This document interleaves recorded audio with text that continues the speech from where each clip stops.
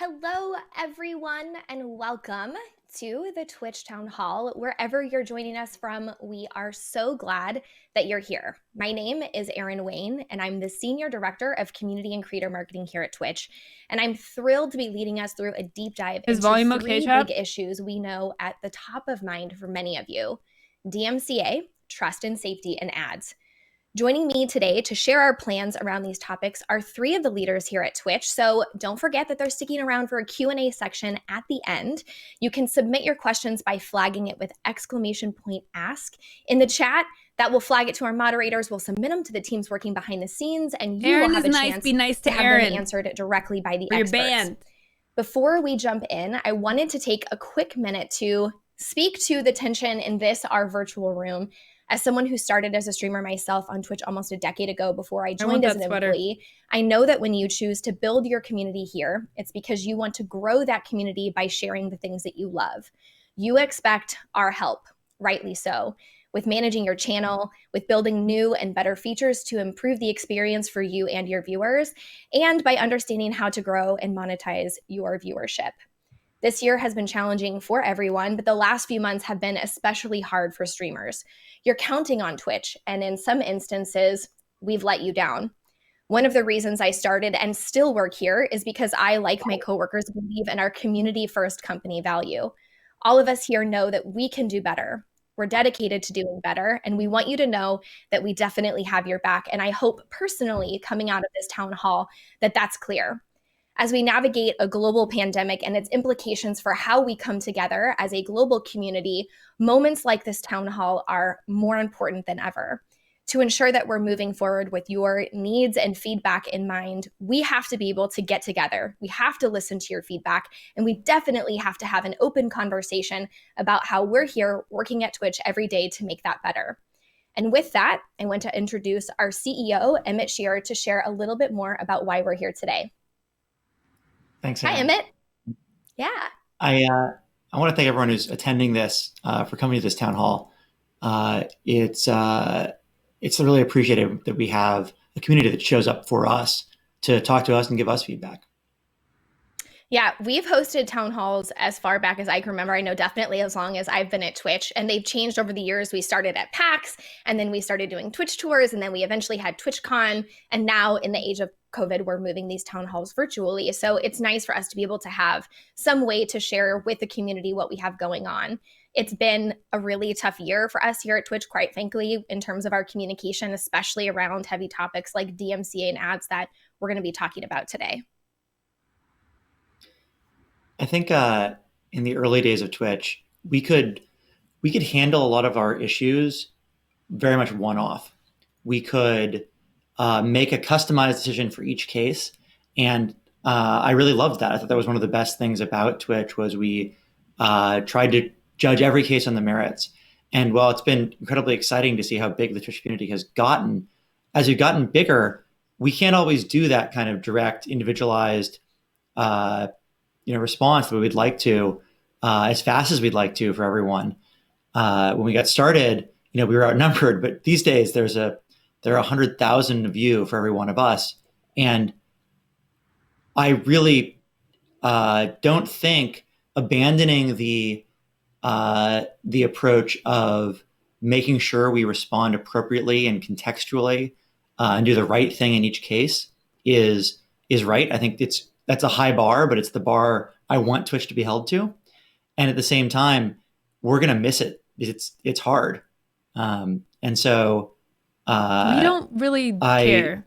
I know we have to work to automate, to figure make it things, out. Like we don't care. Oh, it's so hard. To make things more scalable, but at the same time, I don't want to lose that individualized, contextual decision making. That's nice, but we're not we're not. You mentioned there being like sympathy. 100,000 to 1, and I know that ratio really hits home for us. You and I have done interviews, and we talk to people pretty regularly about what makes Twitch special. And I think to your point, we definitely have to scale, but we want to maintain what keeps us special. And I think for us, that's our human component, because in a spot where other companies or services would have or already have automated things like customer support or trust and safety, we've tried to be really mindful that when we scale, we do it in a way that still allows for us to have that human connection. So when a creator submits a partner application, a real human reads it. When you file a moderation report, a real person reviews it.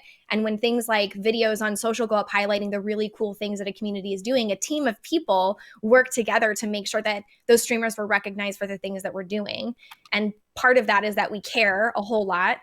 We come from the community, we care about the community, and we want to make sure that they feel heard in all of those instances by a real person. But the other side of that is that we are real people and we are real humans. And sometimes we mess things up and we get them wrong. And we've done that a few times this year. Yeah, I think that being a company that tries to bring the human connection and the human touch is a huge strength for Twitch. I think it's one of our biggest strengths. And I think it also sometimes can be a weakness. It's common for companies and people that your biggest strength is both a strength and in some ways a weakness. And of course, there's like so many times I wish we did a better job. And sometimes it's just we made a mistake, made an error of judgment, or we just didn't know. We made we made an honest error. But sometimes I actually think we did something really good, or we built something really cool, and then we screwed some small part of it up, or we dropped the ball communicating about it, and people walked away feeling like we didn't care. And I feel like that's the part that hurts the most for me, because people thinking that we're not there to make things better for them. Is this a sympathy session for Twitch? And I want them to know that we are. Hello? And I think that the more that we can have that connection and have that faith, the better off we are. And it means that we get the feedback too. One thing that I've always been really proud of the Twitch community is, how much everybody complains. I know that may be a strange thing to say, but I appreciate everyone's critical feedback as well as their positive feedback, because those complaints are how we know how to keep making Twitch better, because we know it's not done. We're nowhere near done. It's very much still the early days for Twitch. Poor little multi-billion-dollar conglomerate. And I talk to all the other employees that you heard amateurs everyone else at Twitch, including and myself. We're here for the streamers, for the viewers. We're here because we want to make it awesome. And we're also running a business, but we're streamers, we're viewers, we're people who want Twitch to be great.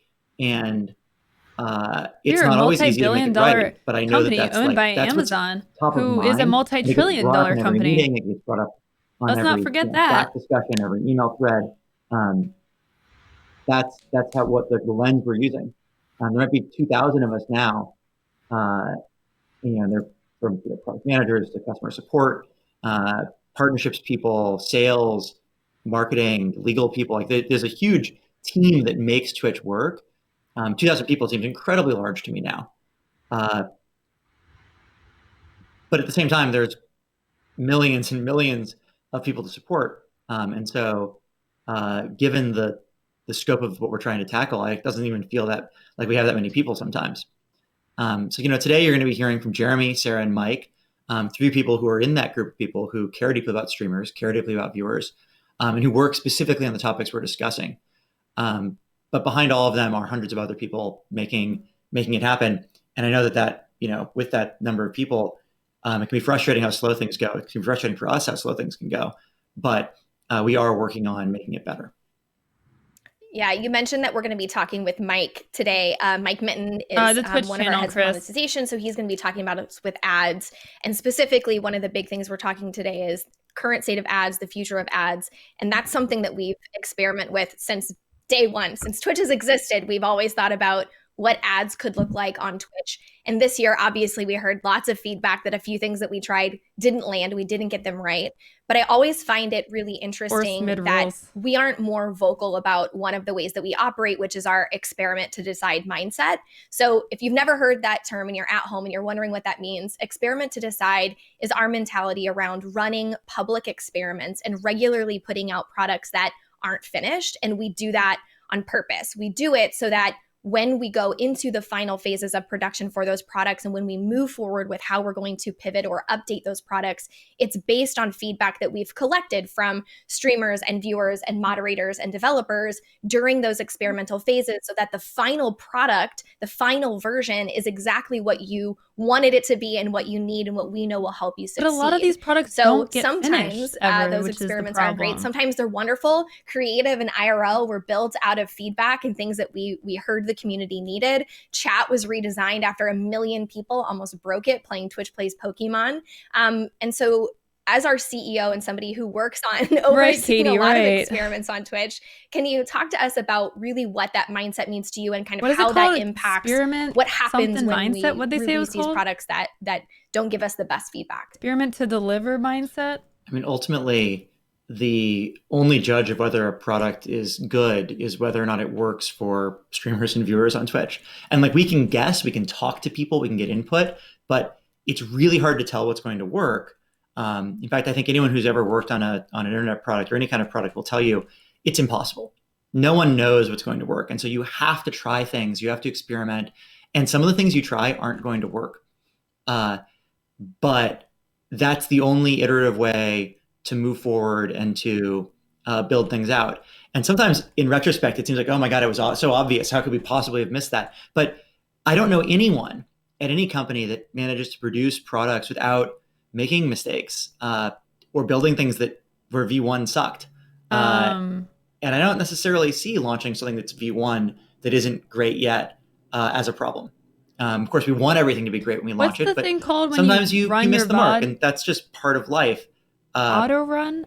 What's it called? I think the thing that's changed for Twitch, the most important auto run thing system? Rerun. Oh my God, that I think I'm struggling with right now, and I think we need to change our approach a little bit on, is that it used to be, if we launched something and it worked great for 99% of our community, that meant, 10 people got a bad experience. Now, taking notes. If something works great, we launch something and it is awesome for 99% of you, 2% of 2% of Twitch is now tens of thousands of streamers. And those tens of thousands of streamers have a bad experience on something that is, we know, super important to their life. And having tens of thousands of people have a bad experience when we got something 99% right means that we have to be a lot more careful when we experiment. That when we start rolling something out, it's important we bear in mind the damage it can do when we do something that's even mostly a good idea, but not quite. Can you give an example of something you did that was mostly a good idea? Isn't 99% right. And so we're going to keep experimenting in public. We're going to keep trying stuff out.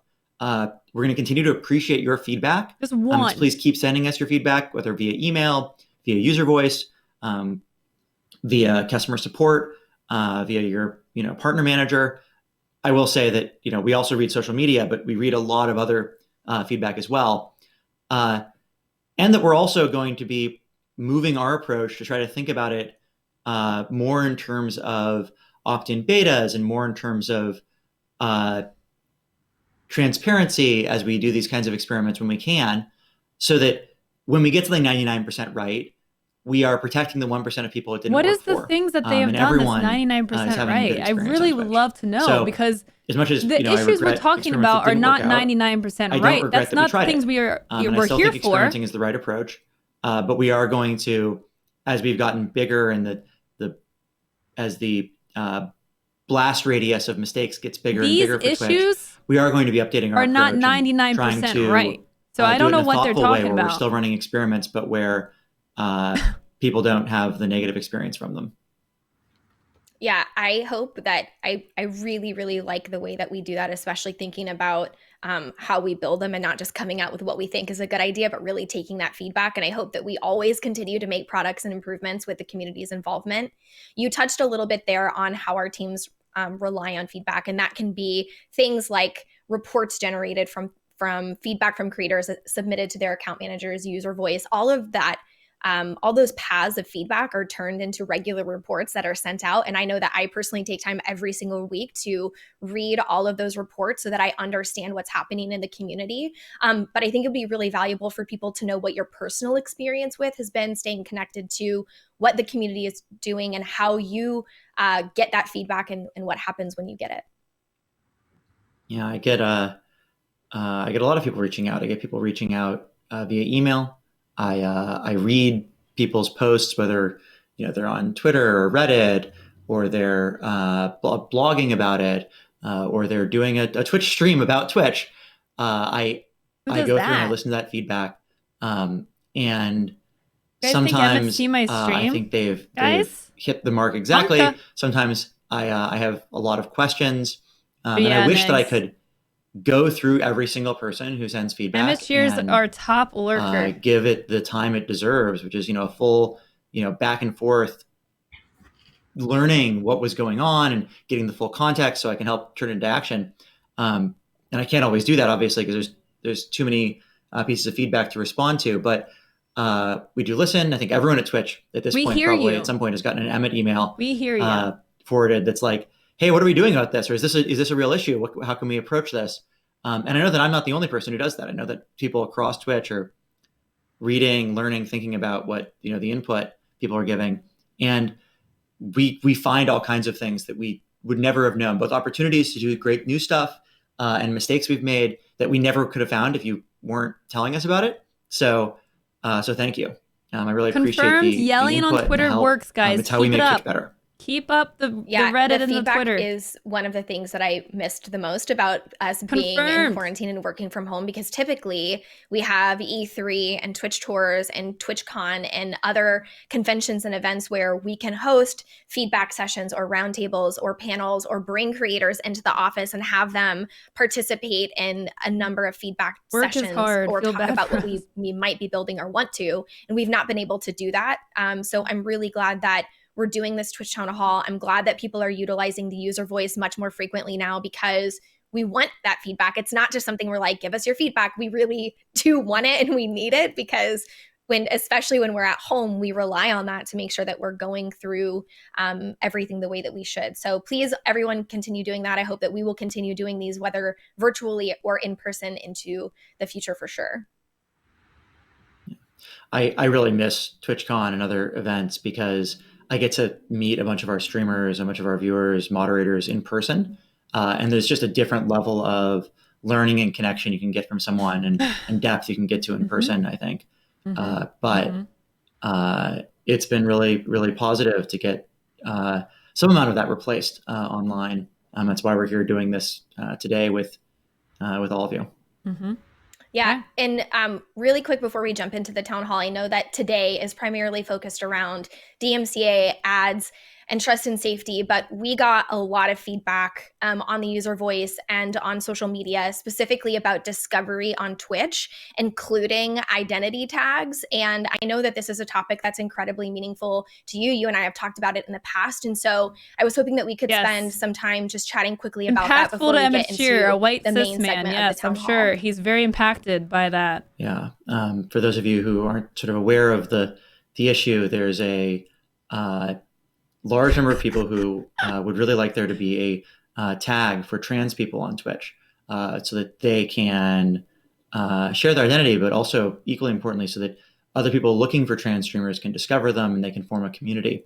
And tags were developed for exactly this purpose, to figure out what's going on stream, ways to group people, ways to find people. And when we launched tags, it replaced a product called communities. And communities had these sort of sense of identity communities that people had formed. Now, communities had a bunch of other issues, like the fact that it wasn't really used, unlike tags. But when we did that, we actually launched an LGBTQIA tag as an experiment to see how does it work to have an identity tag. And we had the intention to learn from that and to quickly iterate into a better solution for identity tags. Obviously, it's taken longer than we would have liked. Although we still believe in that direction and believe in that goal, because we think that people being able to express their identity on Twitch is a great thing. It's taken them longer to figure out if being able to define other people who share an identity with them is a great thing. What are they testing? What are they experimenting? As we were looking to launch new identity tags like the trans tag, specifically, we ran into two problems. First problem we found is that the usage of the tags can often lead to increased harassment for streamers. If especially in vulnerable identity groups. And we wanted to make sure that we'd tried to solve that so people aren't accidentally opting into that kind of harassment. That's not a positive thing for the community or for those streamers. I wonder why that happens. To solve that problem. And then I think equally importantly, It's almost like it's a marginalized group. We didn't want to be the arbiters of identity. I don't think, this is actually, I think it's very important to me personally as a value, that it's Twitch, that it's any person at Twitch, it's myself or anyone who should get to tell you which identities are valid, which identities deserve a tag, which identities don't deserve tags. That's a decision that has to be up to each individual person. Oh, no. How do you identify? What tag do you want to use? Are they saying we're out there picking which tags deserve to have a tag, there will always be someone who feels left out by that. Oh no. And so I challenge the team to come up with a product for tags that would let people identify themselves on Twitch. However they wanted to. It's not protect themselves while they were doing that. That's a bad clip right and there. Allow viewers to find streamers who had those identities. And that's a harder challenge than you might think. There's a lot of nuance and difficulty building a tag system that drives discovery effectively, that also really allows for self-identity, and that can be moderated effectively. And so our discoverability teams have been hard at work doing this. I'm really proud of the plan they put together. I think they really rose to the challenge. I mean, who knows? We're hoping to release this feature this year in 2020. Tag, then we might need to have a tag helicopter thing, because people will feel left out because there's so many identities. We don't want to leave those people out. Weren't good enough, and so we went back to the drawing board, and we started redesigning it. And I think we've made a lot of progress. I think the new plan is great. We're going to share more details with you early next year. That's so bad. And I think that's going to be a huge step forward. And of course, would we like to have done this faster? Absolutely. But as we were just saying in the experiment to decide side of things, getting things wrong has a high blast radius now. And I'm just imagining launching something and then someone who has an identity being like, well, where's my representation here? Or someone opting into using it and getting harassed. And I don't want that either. And so neither of these arguments are acceptable to not having a trans tag. Getting it done faster. These are not acceptable answers at all. Yeah. Are you kidding full me? Transparency, I'm really glad that we're actually covering this today, because I know that there's been work behind the scenes and the community has given us feedback that they don't feel listened to, or that they don't understand what's happening or what's taking so long. And it was really important for you and I to talk about this, and I'm sure for the community to hear what our thoughts are, what are we actually planning, like what's taking so long, so that they can realize that it is important to us. And we do care very deeply about having an experience and a product that is good for everybody when they use it. It doesn't lead to any negative experiences. So to add to that insight as well, we are going to be sharing more about the new product once it's available. And in the new year, we're going to be hosting a creator camp session specifically on discovery, including insights from product experts and a little bit more about identity tags. So with that, thank you, Emmett, so much for joining us. I would hate for cis people to we haven't feel even gotten into the main part of the town hall yet. So I think this is probably a good time for us to do that. All right, I'm excited to leave you with a really stellar lineup of Twitch leaders, product experts who can speak to all of this stuff in incredible depth. And I just want to, again, just say thank you. Misstep. This is such a bad misstep. We know you have a choice in streaming solutions. And I'm really happy that people choose Twitch. We're really grateful for Is this an airline now? of our service. I'm really excited to get to do this with you. And is he a flight attendant? I think sometimes people make fun of us saying things like, hold us to a high bar, and they feel like we don't hit that bar. Hold us to a high bar isn't about we do. Isn't about us being perfect. We're going to miss sometimes. It's about having that expectation. And I'm proud to be working with a community that has really high expectations for us. I have very high expectations for us. Thank you for choosing Twitch.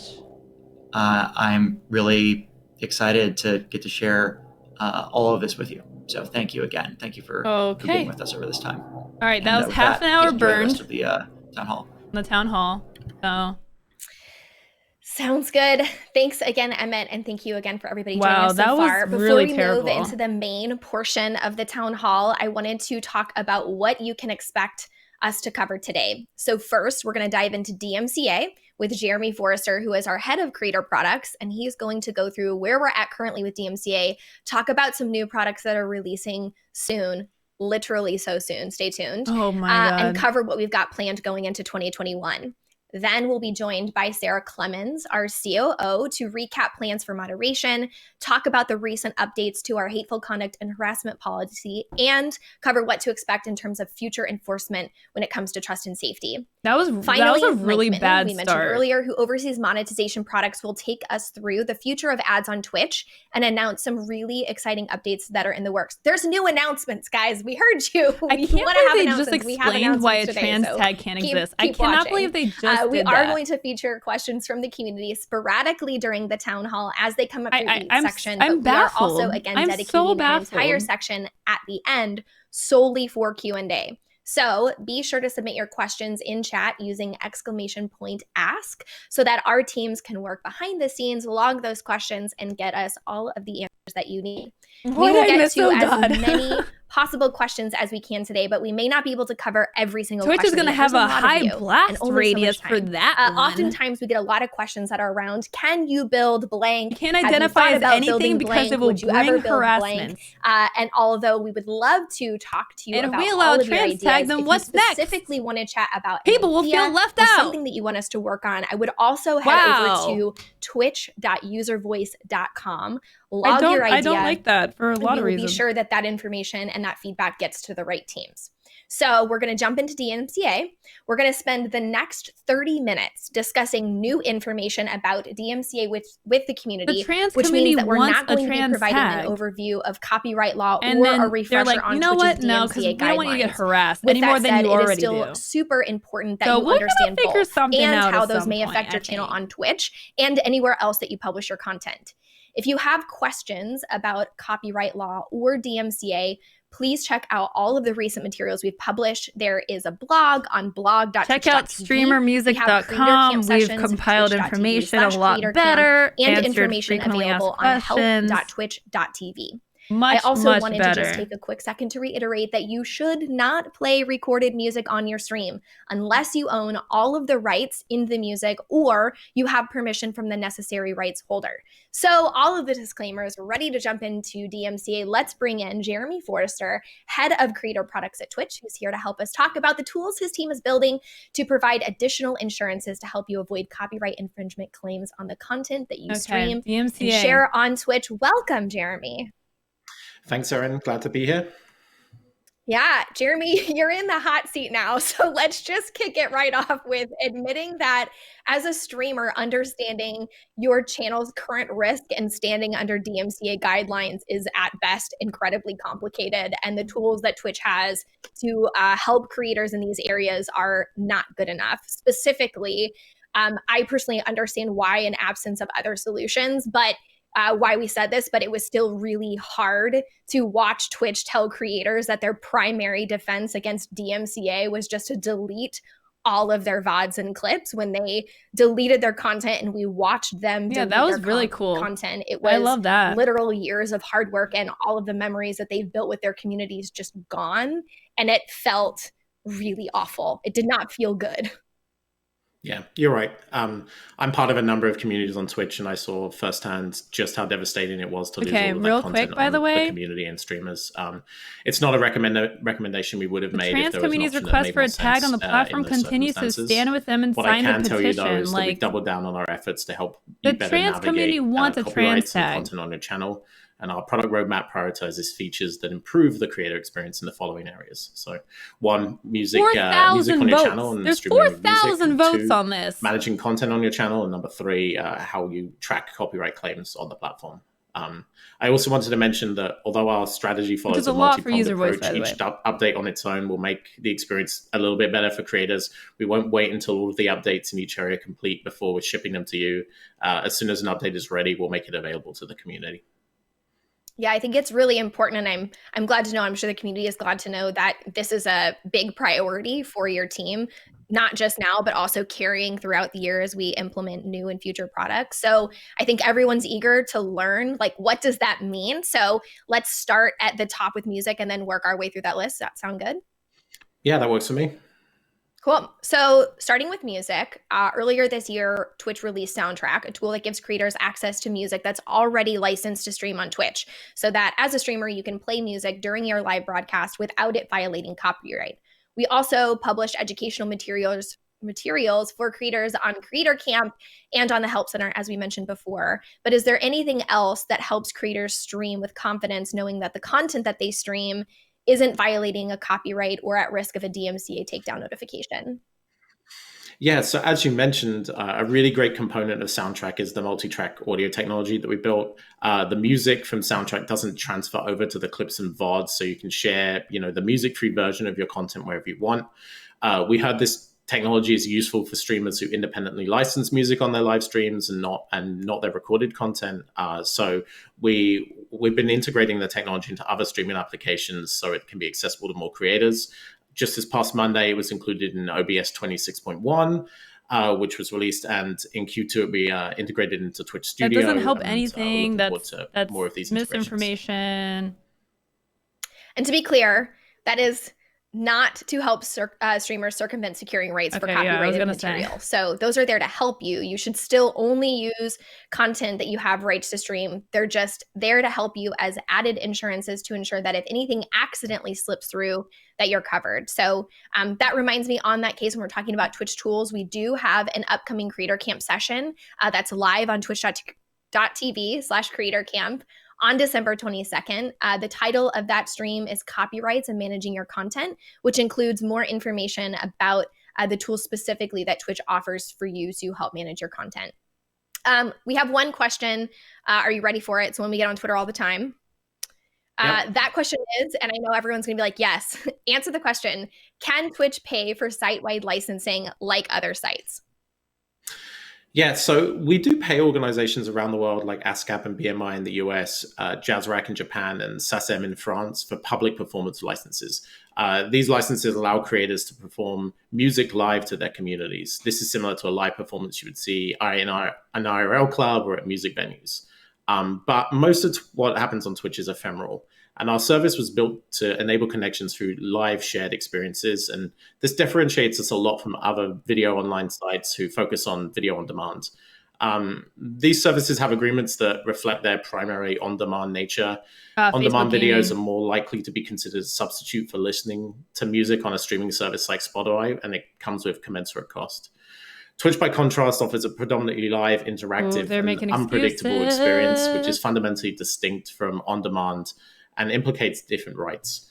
So while we're open to partnering with labels, and our agreements have to reflect the different usage in the underlying rights landscape to reach a fair rate for both Twitch and creators. Oh, wow. That said, we are actively speaking to major record labels about potential additional agreements that will be appropriate for the Twitch service. We're approaching these conversations thoughtfully and in consideration of our creator community, because we know that the constructs for label agreements with other services often use revenue earned by the creators to pay the record labels. The thing is, the vast majority of our creators aren't adding recorded music to their streams. And if a creator does have the music in their stream, is it okay for the label to get all of the revenue earned during an 8-hour-long stream when it only included 30 seconds of music? These are the types of questions we're thinking about because they can have a substantial impact on what it means to stream on Twitch. So we hear you, and we're open-minded to new structures that could work for Twitch's unique service, but we also want to ensure we're not compromising your long-term economics as a result. If they say we hear you one more time, I'm going to take this and I'm going to smash my face in. It's not a one-size-fits-all solution, and it will come with costs and trade-offs. If they say we hear you one more it's definitely an incredibly complicated and nuanced thing to work through. So I'm really glad to hear that we are working on it. And also, nothing he said was different from what they already said in the blog. We got on Twitter. This one also about licensing, but specifically as it relates to Soundtrack. And they asked, if music and Soundtrack is licensed for streaming on Twitch, why is my VOD muted? Yeah, this is a common question. Because they only want to pay one type of license. If some of your VOD was muted, then you likely don't have Soundtrack configured correctly. It's one specific Soundtrack license. was built to provide music for your live stream only, not for VODs and clips. And to do this, Soundtrack streaming software captures the outputting sound from your application as separate tracks. We're cheap AF, and we don't pay the artists on Soundtrack, by the way. And then sends the remaining audio to your VODs and clips. So if it is coming from your VODs and clips, then it's probably misconfigured. If Soundtrack isn't configured incorrectly, cheapest route to solve this if problem. Soundtrack isn't configured correctly, music may be included in those VODs and clips. And those sections could then be muted or deleted by Audible Magic, which is our system that we use to detect music in your content. Streamers have a unique setups, so it's difficult for me to give you specific configuration instructions right now, but we do have a help article that provides guidance on how you should set up Soundtrack, and we recommend you checking that out. We do get a lot of generic questions, which is like, can I do blank or why does blank? And it's really difficult when those questions are asked us. So heads up in Q&A, if you ask it, sometimes the answer is like, what else is there to know? Everyone's situation is so different and so unique. But generally, it's probably because you don't have it configured, and definitely check out the link that Jeremy mentioned. We have one more question from the community that relates to music before we move on. So do you want to answer that really quick? Yeah, it sounds good. Cool.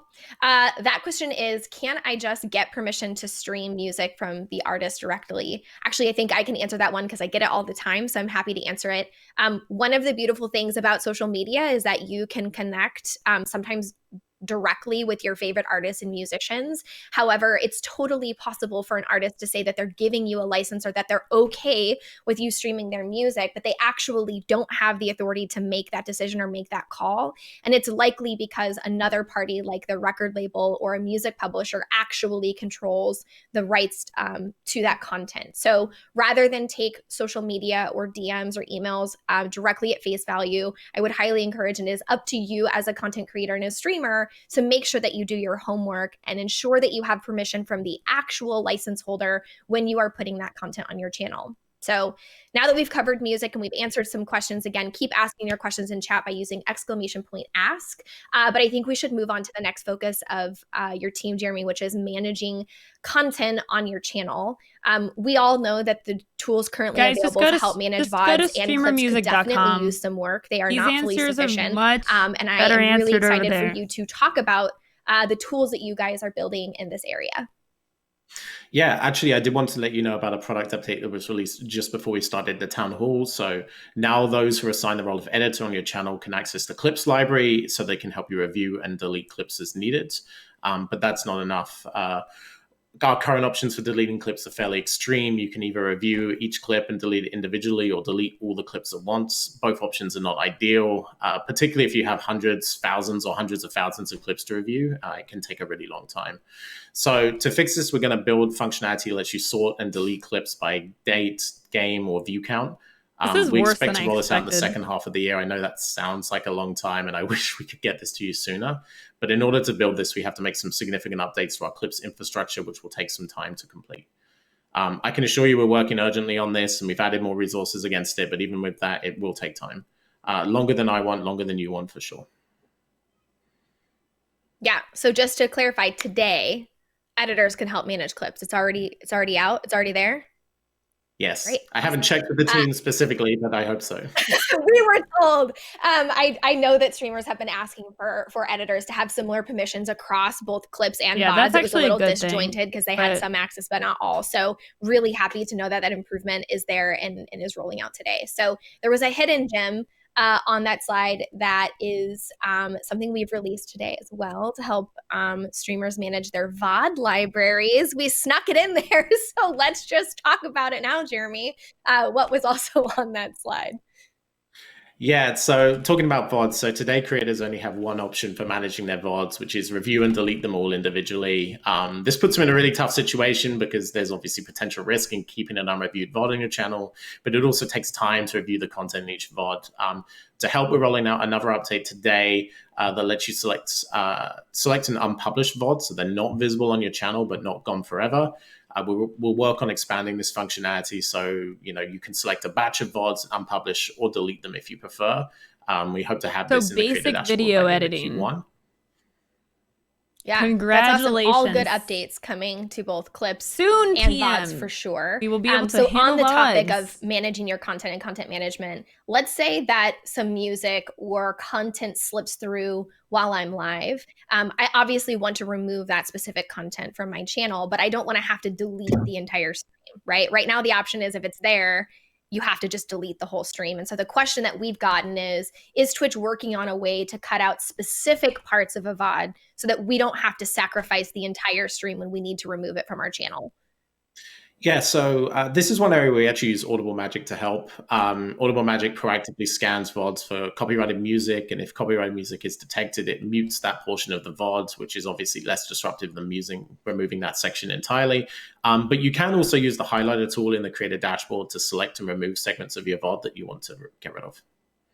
Yeah, Audible Magic, again, isn't perfect. So if you know that the content is there and you want to highlight the stream and do like a part 1 before the content and a part 2 after, you can definitely cut it up and keep it on your channel. So if you haven't done that, there is a help article to creating highlights and stream markers on help.twitch.tv you can check out if you're interested in learning more.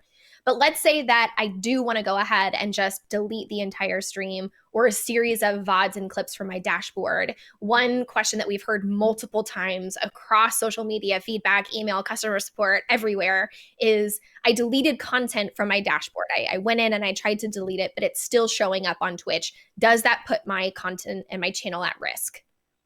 Yeah, I'm glad someone asked this question because it gives us a chance to address this misinformation we've been hearing. So if you've deleted the content, you will not get a strike. If you've used Twitch tools to delete your content and it's still viewable and you receive a strike against it, for example, that it's a large job and it needs additional time, or there are other deletion jobs in progress, you will not receive a strike in those cases. It's important to note that this does not apply to content deleted by third-party tools that may exist on Twitch's systems. That's because we don't manage those tools and we can't verify the accuracy of them. Just as a follow-up, by the way, I'm still stuck on the trans tag and touch on that point. You mentioned Audible Magic just a few minutes ago. Do you have any updates for us in terms of Audible Magic on user voice? Okay. Yeah, 4,600 votes. We use Audible Magic right now to scan new clips and VODs, and we delete the entire clip or mute the second of the VOD if copyrighted music is detected. We'll figure something else out. We started using Audible Magic to go back and scan all historical clips that have been made, as well as all VODs that were created. That's how highly requested this tag has been, by the way. So this scanning is ongoing. But it will take time for Audible Magic to scan years and years of VODs and clips. We'll keep making progress, but we expect the scanning to be completely done in about 6 months. We did get a question about muted audio on the topic of Audible Magic, and they wanted to know if a section of their VOD was muted for sound on stream. Is that the same as a DMCA notification? I know some people get the two confused, that if it's muted, does that mean that a takedown notice was filed? Can you clear that up? Yeah, so there's a difference between seeing a muted audio warning in your video producer dashboard and receiving a DMCA takedown notice. Right. A muted VOD they literally like go to user voice because we actually look at it. Use the user voice. Detected copyrighted music. Meanwhile, in user voice, they're like, you know what? This one is just not enough votes to help prevent DMCA strikes. It's not an indication that you've received one or even going to receive one. That said, as you mentioned, Erin, like no technology is perfect, and it's possible that Audible Magic doesn't pick up all copyrighted audio. Yeah, we've said it a few times. It's a safety net, but it's definitely not perfect. So you can't rely on that solely. You can't put the content and assume that it's just going to catch 100% of it. So these tools are there to try to help you in case something slips through, not to allow you to put content on your stream that you don't have the rights to and then remove it later. But you mentioned we talked about the confusion of like knowing when you got a strike or knowing when you've just had a VOD that's muted.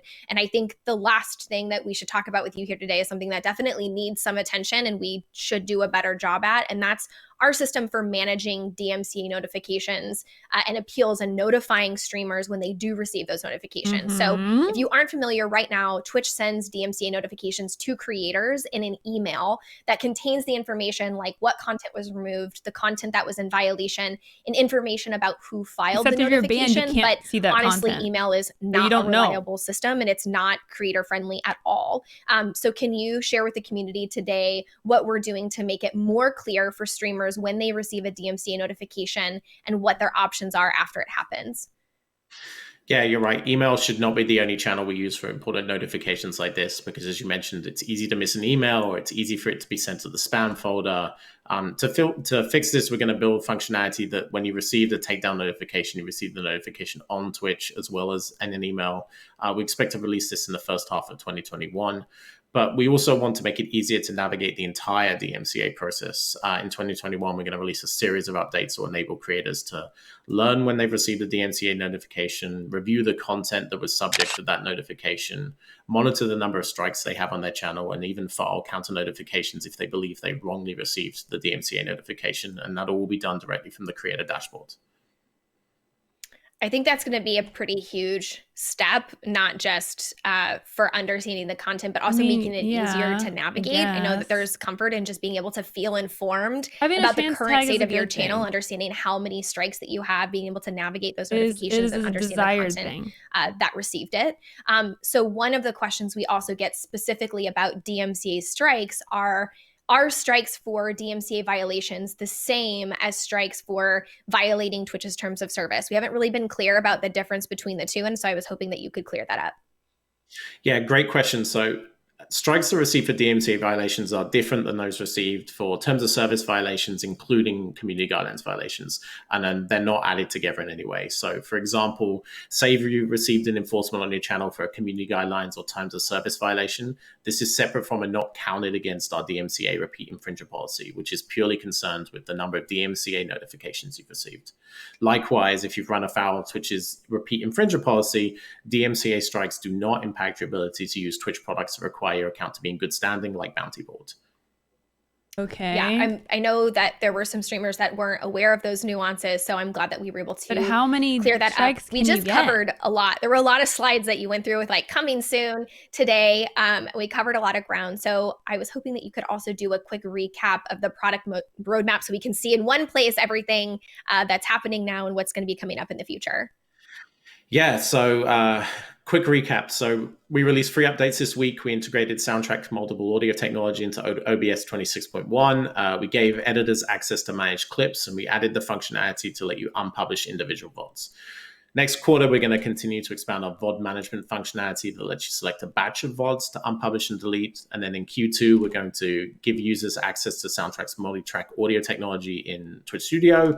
And we'll be adding DMCA tooling to the creator dashboard so you can receive notifications, review the content targeted in those notifications, and track strikes without having to leave Twitch. In the second half of the year, we'll enable sorting and deleting clips by date, game, or view count, and we'll also add functionality that lets you unpublish all of your VODs at once and file a counter notification directly from the creator dashboard.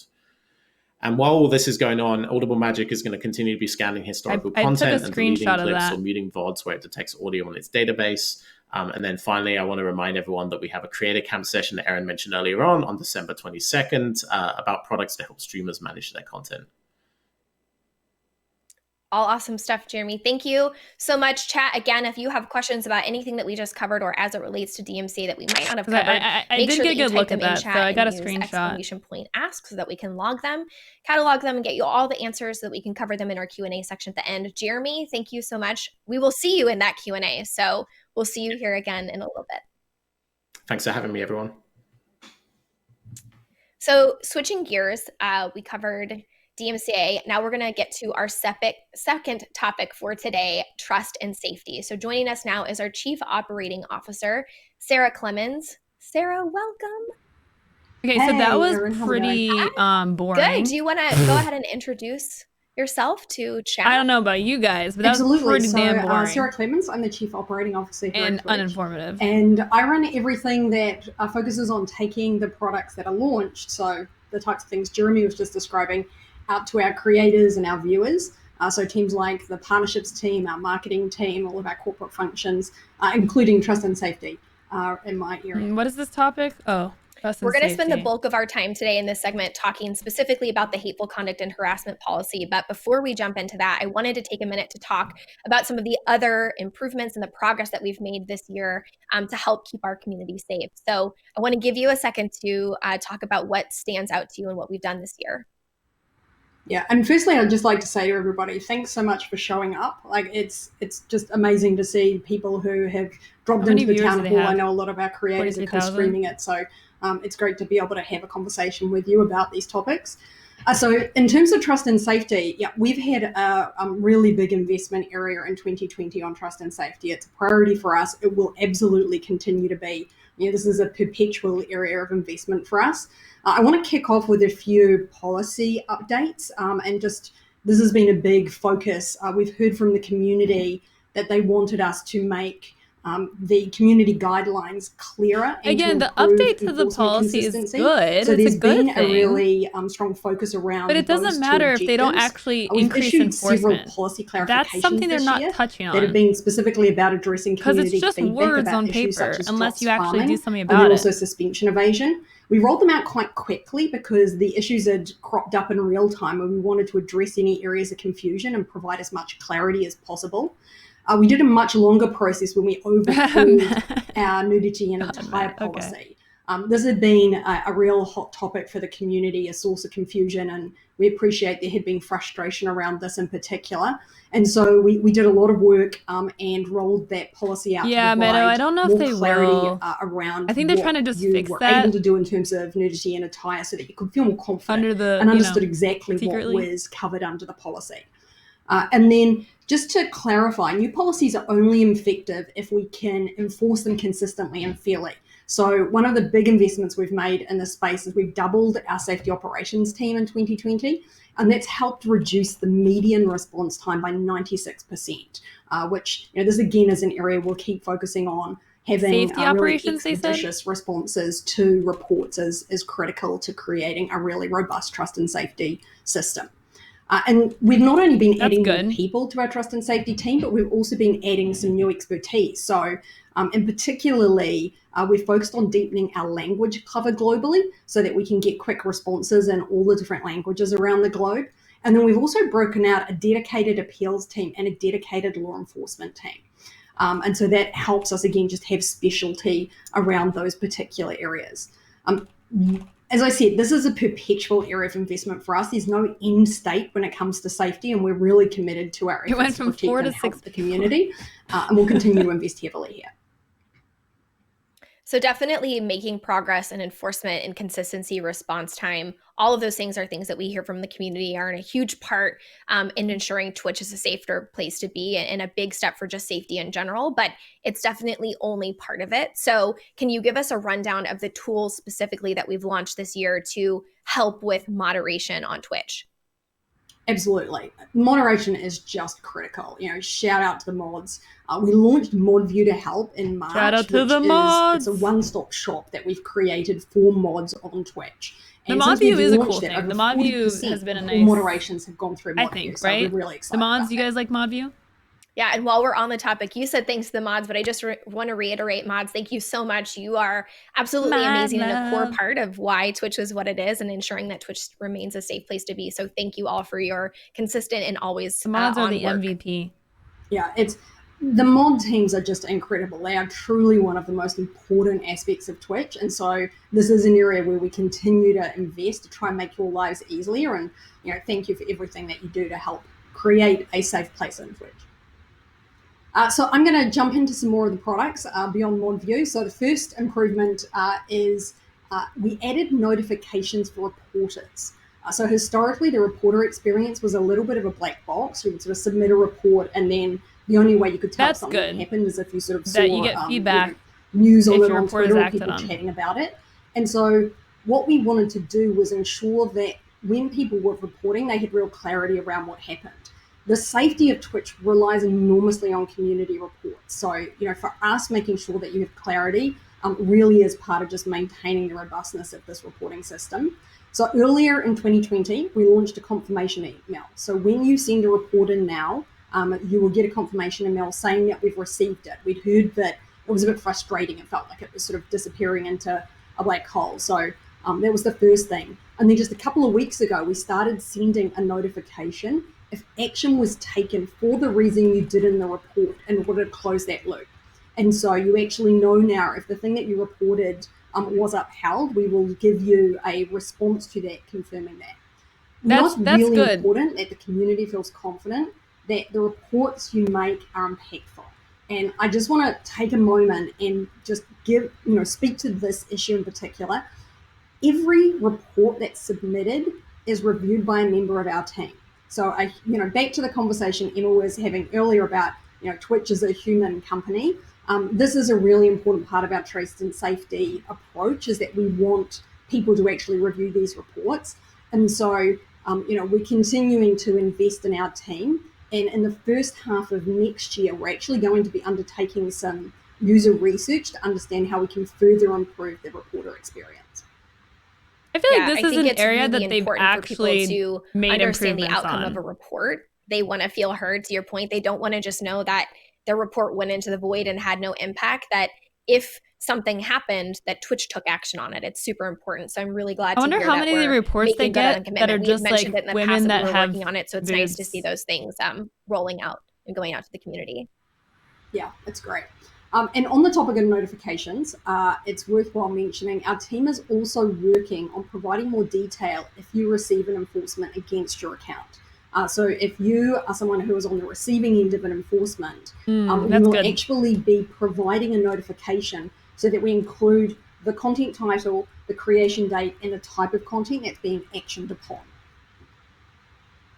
Yeah, I know that not being able to understand what was actioned, it's just saying you violated our guidelines and not knowing what you did or what the content specifically was. That's a big hole that they have. Incredibly frustrating situation, especially if you're trying to appeal it. There's not much information to go on. So I'm sure people will be really happy on both sides. If you're making a report or if you're on the other side of the report, we are working on building out better communications and more transparency about what's happening. That's a good improvement, because streamers keep getting banned and they find out through Twitter first. And then the last thing I want to touch on that's not good. We get to the Q&A is we are involving the community in order to improve our approach to trust and safety. So this has been a big area of investment for us, is really how do we bring the community voice into the conversations that we have about trust and safety. Because they're not streamers, man. They're suits. The approach that we're taking, and then what the sort of standards in the community are. I think this person has invested in user research, and that includes things like interviews. We do focus groups with community members, and we do those around the globe and across different kinds of content types. And then we're also regularly tracking community sentiment through tools such as surveys. We use what we see on social media, and then also the user voice channel that Erin's mentioned a couple of times is another really good source for us in terms of understanding what the community's perspective is. In addition to talking to the community, we also consult with subject matter experts. So academics and the topics that we're considering, NGOs around the globe on specific topics like the hateful conduct policy we're going to talk about. And then finally, our Safety Advisory Council, which we created this year. And they are great at just providing us advice and feedback. It's been really valuable because they can give their unvarnished opinions on everything we put in front of them. And it's really helped us identify areas we can improve. And we're going to talk about all of those things specifically as they relate to the updates to the hateful conduct and harassment policy.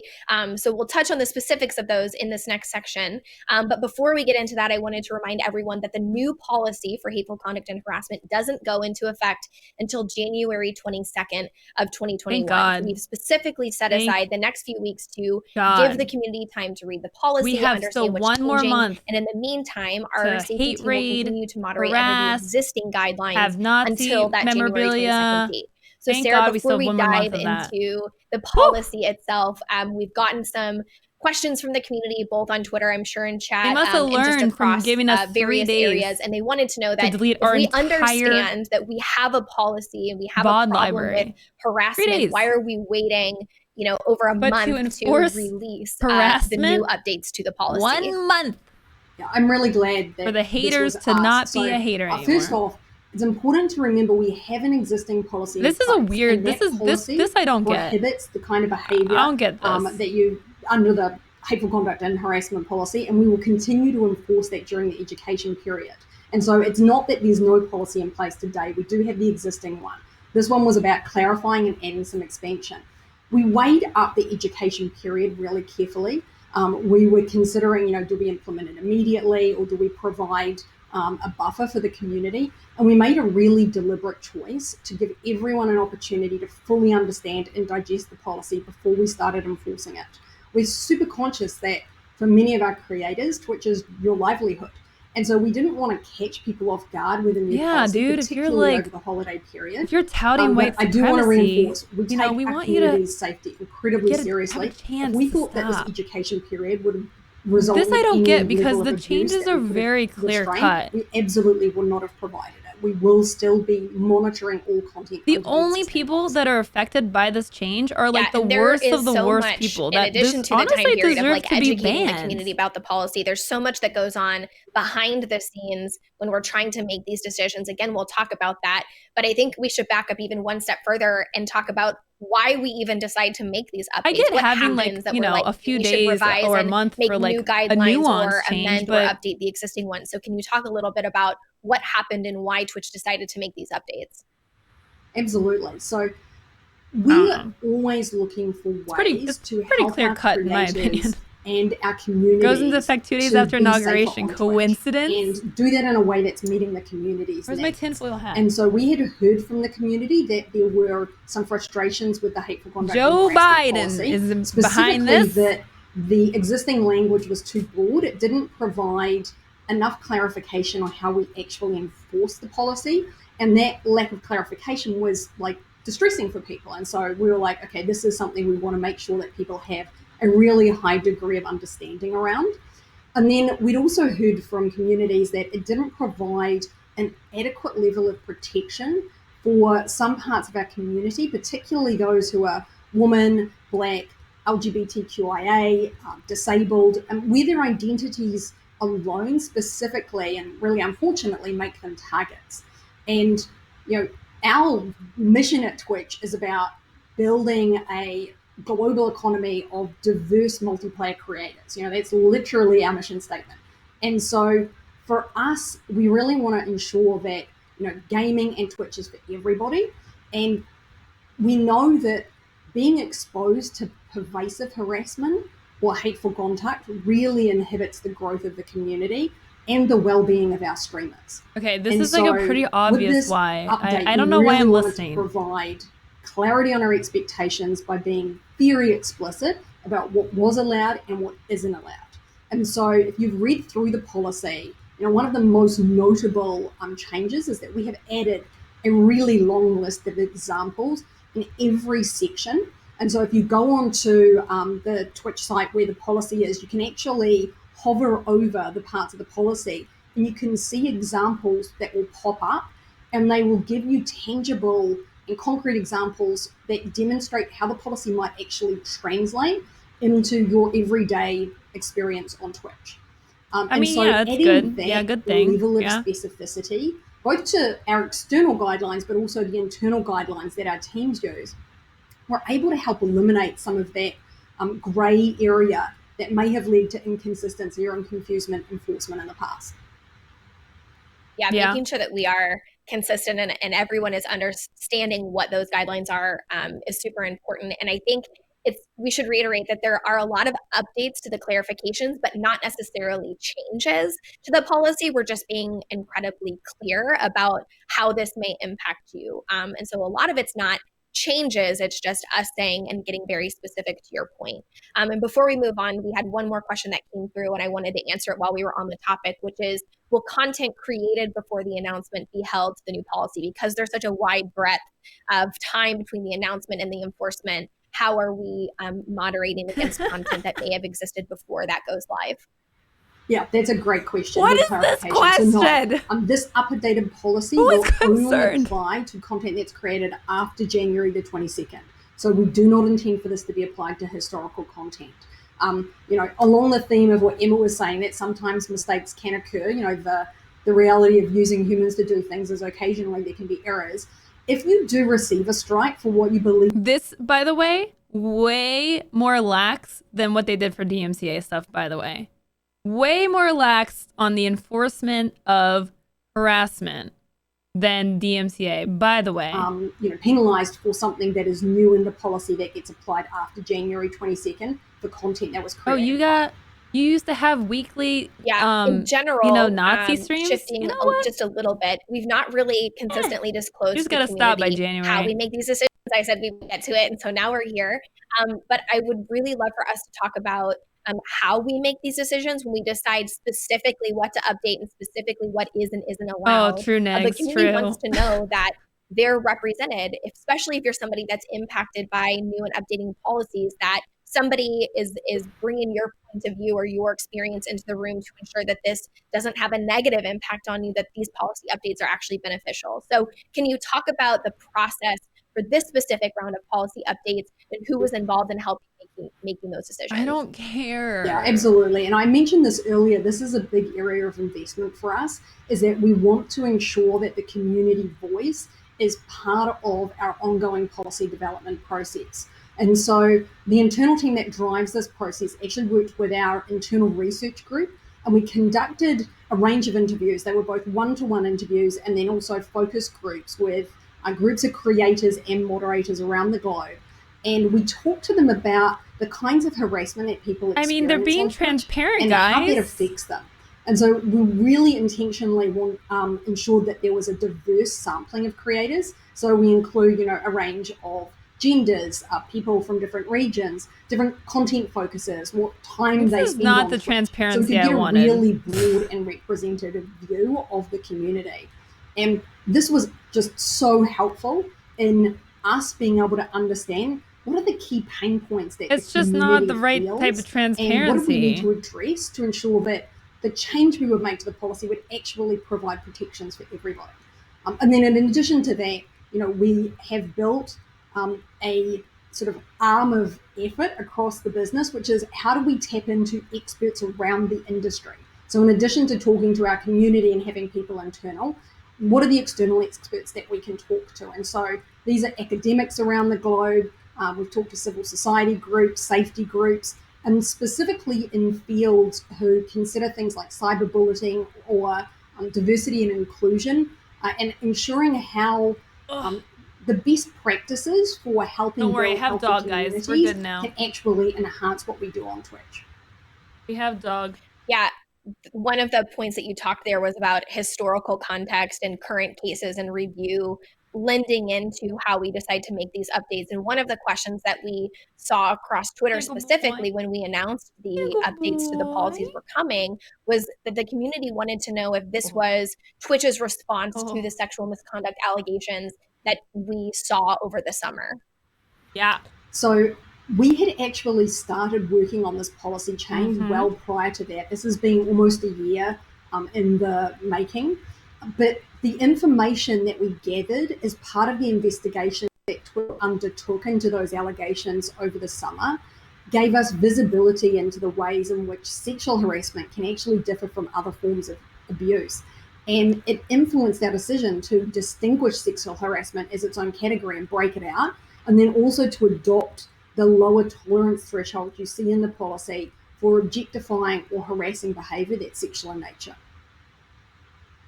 So now that we have the context into why we make policy updates, how we make policy updates, and we're very clear about where we are from those aspects, let's really get into the details of what each one of those sections includes. So the current policy is broken out into the three areas: oh my God. Hateful conduct, harassment, and sexual harassment.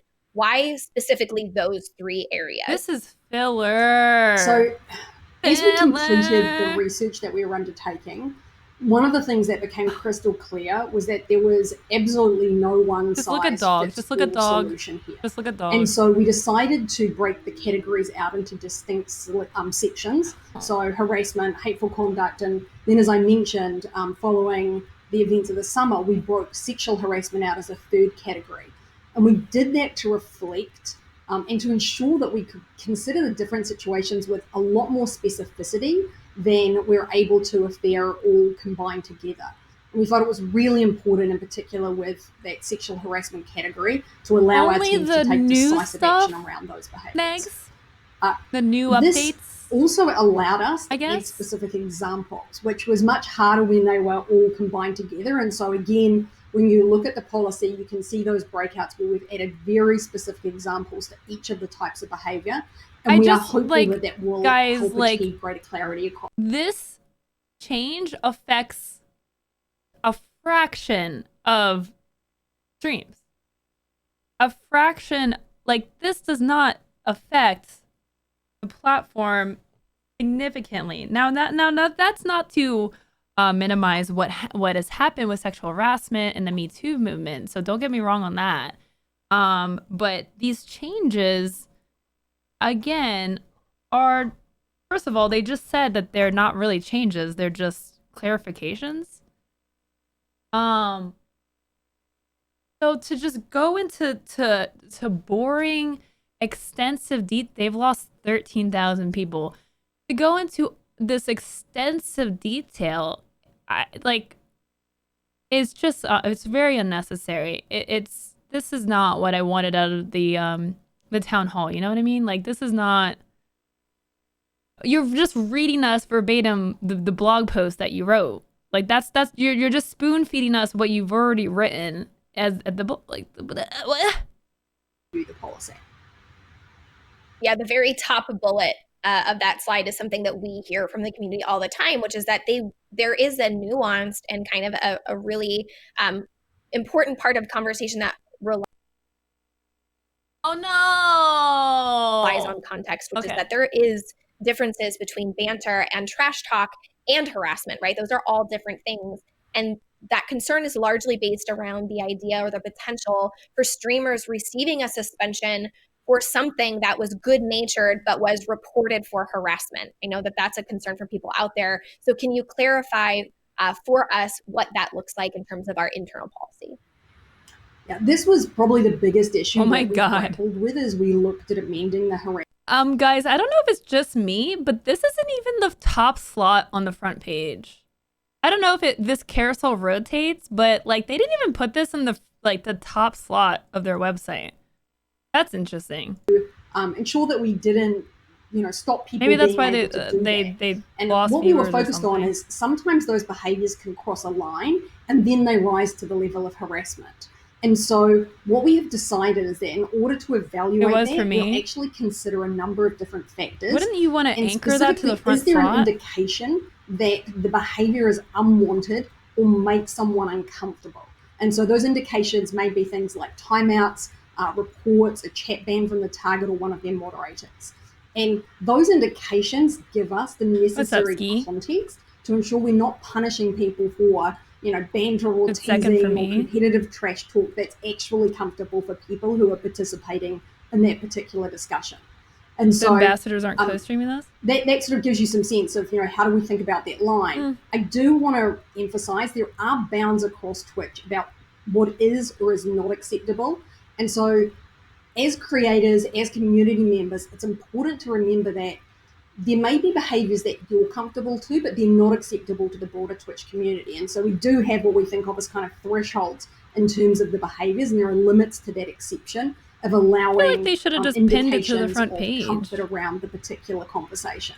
To the we're front constantly slot, weighing the perspective of the reporter and the content under review for each determination. And the thing that we are hopeful for is we anticipate these changes will actually improve that enforcement consistency as they reduce subjectivity in the review process. We have said this for a while, and I know that I personally say it all the time, but if somebody does something in your channel that makes you uncomfortable or you witness something, you should absolutely feel empowered to take action. So if somebody does something, definitely time them out or ban them, and especially report it, right? A lot of times somebody will come into chat, say something, and someone says, oh man, that feels like harassment to me, and they ban, and that's where it stops. But we rely on the community to report those actions for us so that we can take those actions. And so I'm glad that that context is now related. When you come in and you're timed out, you do it again, you're banned, and then a report's issued, there's very clear indication that the behavior was definitely unwanted and you persisted in trying to have that conversation or make that commentary. So on the opposite side of the issue, though, we have another question from the community that I know came across social for sure, which is that what happens if somebody falsely claims to be offended, that they didn't actually take offense, but they were reporting in bad faith or they wanted somebody just to get in trouble? How do we determine that? What did they say? Because if what they said still sucks, then that is a great clarification. So absolutely. It's such a bad question. Even if we're given an indication from a targeted user, we do not suspend for behaviors that don't violate the harassment policy or general community guidelines. So for example, if someone's egging you on and then reports you, and a review of the content would demonstrate that that was in bad faith. And so we don't want to penalize people who are, someone trying to game the system to attempt to get someone else in trouble. And then you don't have to worry about people pretending to be offended. I will just reiterate, if you did make a comment and you were asked to stop and it was in violation of the harassment guidelines, then there could be grounds for enforcement. And so I just encourage people, like, if you don't have a relationship with the other person and you're unsure, what their sort of tolerance for particular kinds of behaviors are, it's probably best to avoid them. Yeah, I think that makes sense. Read the chat rules. Know our what criticism you're is not have that level of confidence them, before you do something that could potentially put your account Be at nice risk. to humans. So I think we've covered broadly what the harassment policy updates look like. So let's move into hateful conduct. Can you cover what's changing or what's been clarified there? Yeah, so let me just kick off with clarifying the difference between harassment and hateful conduct. So harassment becomes hateful conduct when you target someone on the basis of a protected, usually identity-based characteristic. And so in this policy change, we've expanded our list of protected characteristics and have included caste, color, and immigration status. What's next after this? They're talking about ads. The reasoning for that is we want to evolve with the community. And so we heard from our community that they felt these were protected characteristics that were not included in our previous policy, and we really needed to step up and include. So we've done that. Talking about the ads will be the most interesting thing. Section, that's what I'm looking forward to. Talking about ads. And that we've added a lot of illustrative examples. She's not. So the person on the screen is the COO. Were implied in the Chief policy Operations Officer now, but they weren't explicitly called out. And so should I run some ads in celebration? So it gives you no, a I'm just kidding. I'm not going to run ads. Of how these policies are actually. I'm just kidding. But I am going to run to the bathroom, so I feel I'll be back in a that sec. section was incredibly brief and didn't accurately portray the amount of severity and importance that we put on making sure that there is not hateful conduct on Twitch and that nobody experiences that behavior. So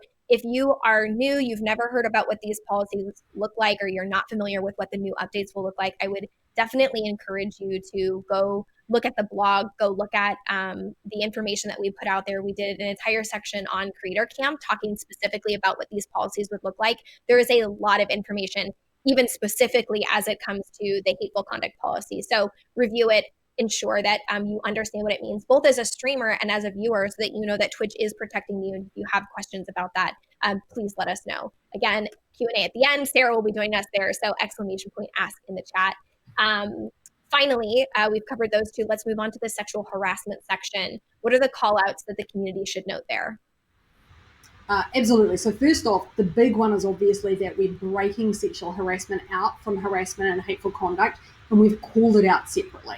And so this new policy really talks about behaviors that could be objectifying or abusive and makes it clear that these are never permitted on Twitch. Because of this, our trust and safety team will act without requiring any indication from the target that the behaviors are unwanted. This is a really notable and important change, but a critically important one, because what it does is take the onus off the victim of that behavior to report it. And so community reports around that and a review from our trust and safety team ascertaining that indeed it did breach the community guidelines around sexual harassment will be enough for us to act upon. So I got some more water too. Did I miss anything? Things like repeatedly commenting on someone's appearance if they've asked you to stop, and also making explicit comments about someone's sexuality. And you know, I honestly hope some of this just sounds like common sense. So why can't you have a trans tag if you're addressing this issue? Crystal clear about our expectations of the behaviors we expect when you are part of the Twitch community. If you're going to be stricter on this, then why can't you? Why is your defense is like, oh, well, the trans tag people will get harassed more? But what? I think it's fair to say that there you're just contradicting your own progress about our ability to provide consistent enforcement. We've mentioned it multiple times. Like we're trying to improve the consistency there. And so one of the questions that we've gotten from the community is asking you to speak to what we're doing specifically to improve the consistency across our enforcement so that it's more fair to users across the board. Absolutely. And this is a great question. And we absolutely acknowledge the fact that our policies are only as good as their enforcement. And enforcement consistency is a priority for us. I know this has been a real pain point for the community historically. And Emmett actually it's like if they feel like then the trans tag that we should add more identity tags, then do that. The reason we historically had issues. Then maybe that's the way to go. We actually had different teams managing trust and safety. Oh, we can only have 50 tags. And they just inevitably led to inconsistencies. You know, there was different training on what the policies were and different interpretation of those. And so last year, 2019, we actually brought all of those teams together, and we've been putting in place these new policies. We've built out global training processes. And wherever possible, we're trying to remove subjectivity from the system, because subjectivity is the thing that creates inconsistency. And all of this consistency absolutely starts with having clear guidelines. Like, it's absolutely essential to us being able to run a trust and safety system which is consistent and fair for everybody. And so one of the reasons we actually updated this policy is that the broad language we had in the previous policy had made enforcement decisions seem really confusing or inconsistent. because it wasn't clear to the community what specific behavior was prohibited. And so everybody was sort of second guessing, like, oh, I saw somebody was banned. Why do I think that was? What might have happened? And, was this interpreted against the existing policy? And so the effort we've made to clarify and provide all of these examples means that both internally and externally, we're able to help remove some of that subjectivity in the review process. And then the second thing from a consistency perspective is we've been scaling up our safety operations team, and the team has had an enormous amount of training over the course of the last year. And that's a really important aspect in terms of ensuring that they understand how the new policy should be applied to content, what the nuances are of it, the types of examples that we provide here, we provide to the safety operations team when they're looking at content. And our safety operations team will be placing more emphasis under this new policy on the content of the words and actions rather than the intent. So you may recall that our historical approach was we would look at the intent behind the content that had occurred and that had been reported. And that actually makes it more subjective because everybody thinks about intent differently. So what we've done instead is move to, consider the context, but look at the content on the face of it and review it against the community guidelines. And that means that it makes it much simpler for our safety team to review this content. And I just want to emphasize, we said this earlier, but every report that you send to Twitch is reviewed by a member of our safety team. Involve context? We are really committed to that human review. We believe that humans are best placed to assess the context and the meaning of content. I feel like and that can really if they add more transparency to the person getting banned and like for what and why, having, coupled with stricter enforcement, like I feel like Twitch this can be a positive direction for consistency. It means that our teams are in tune with world events and they can understand and identify nuances that can have a really significant impact on meaning in a particular language. So you'll see us continuing to improve on this front. And I just want to say again, we recognize that we've not always been great historically on this, and it absolutely is an area of focus for us. Like I feel like there's hope for this. This is a human process. I've said 5 or 6 times now, these are human beings that review these, and all the human beings a little make hope mistakes. For this, I think. And so we absolutely are committed to trying to minimize those, but we also have an appeals process in place to ensure that if they do happen, that they are fixed. And again, I mentioned earlier, we've broken a separate appeals team out, so we've put more resources into that to make sure that those can be processed quickly. Yeah, it definitely is a conversation that we're building out our ability to provide more information to you if you are on that end of receiving a moderation action or enforcement on your channel. And if something happens, you do have the ability to raise it to us and say, hey, I actually think that there was context missing, or there's more information that you should know about that. And so I'm glad to know that we're building out those teams and trying to rely more on the content instead of assuming the intent of what was done behind that. Before You're never going to find out why. Definitely not through Twitch. That we haven't covered here. It's not necessarily covered in the policy, but it is something that we commonly get. And I think it's really important for us to cover. And that's that the community wants to know what Twitch is doing to help curb the creation of usernames that are made purely for the purpose of harassing other streamers or other viewers on Twitch. Yeah, this is a great question. And thank you for people who submitted it. This is an absolute priority for us. So our efforts here fall into 2 categories. One is what can we do with technology, and the other is what can we do with humans. So I'll start with the tech. From that perspective, we have an offensive username machine learning model that runs on all of our newly proposed usernames. So if you create a new username, we will actually run that through a technology system that will review it and will block hateful or harassment names from being created.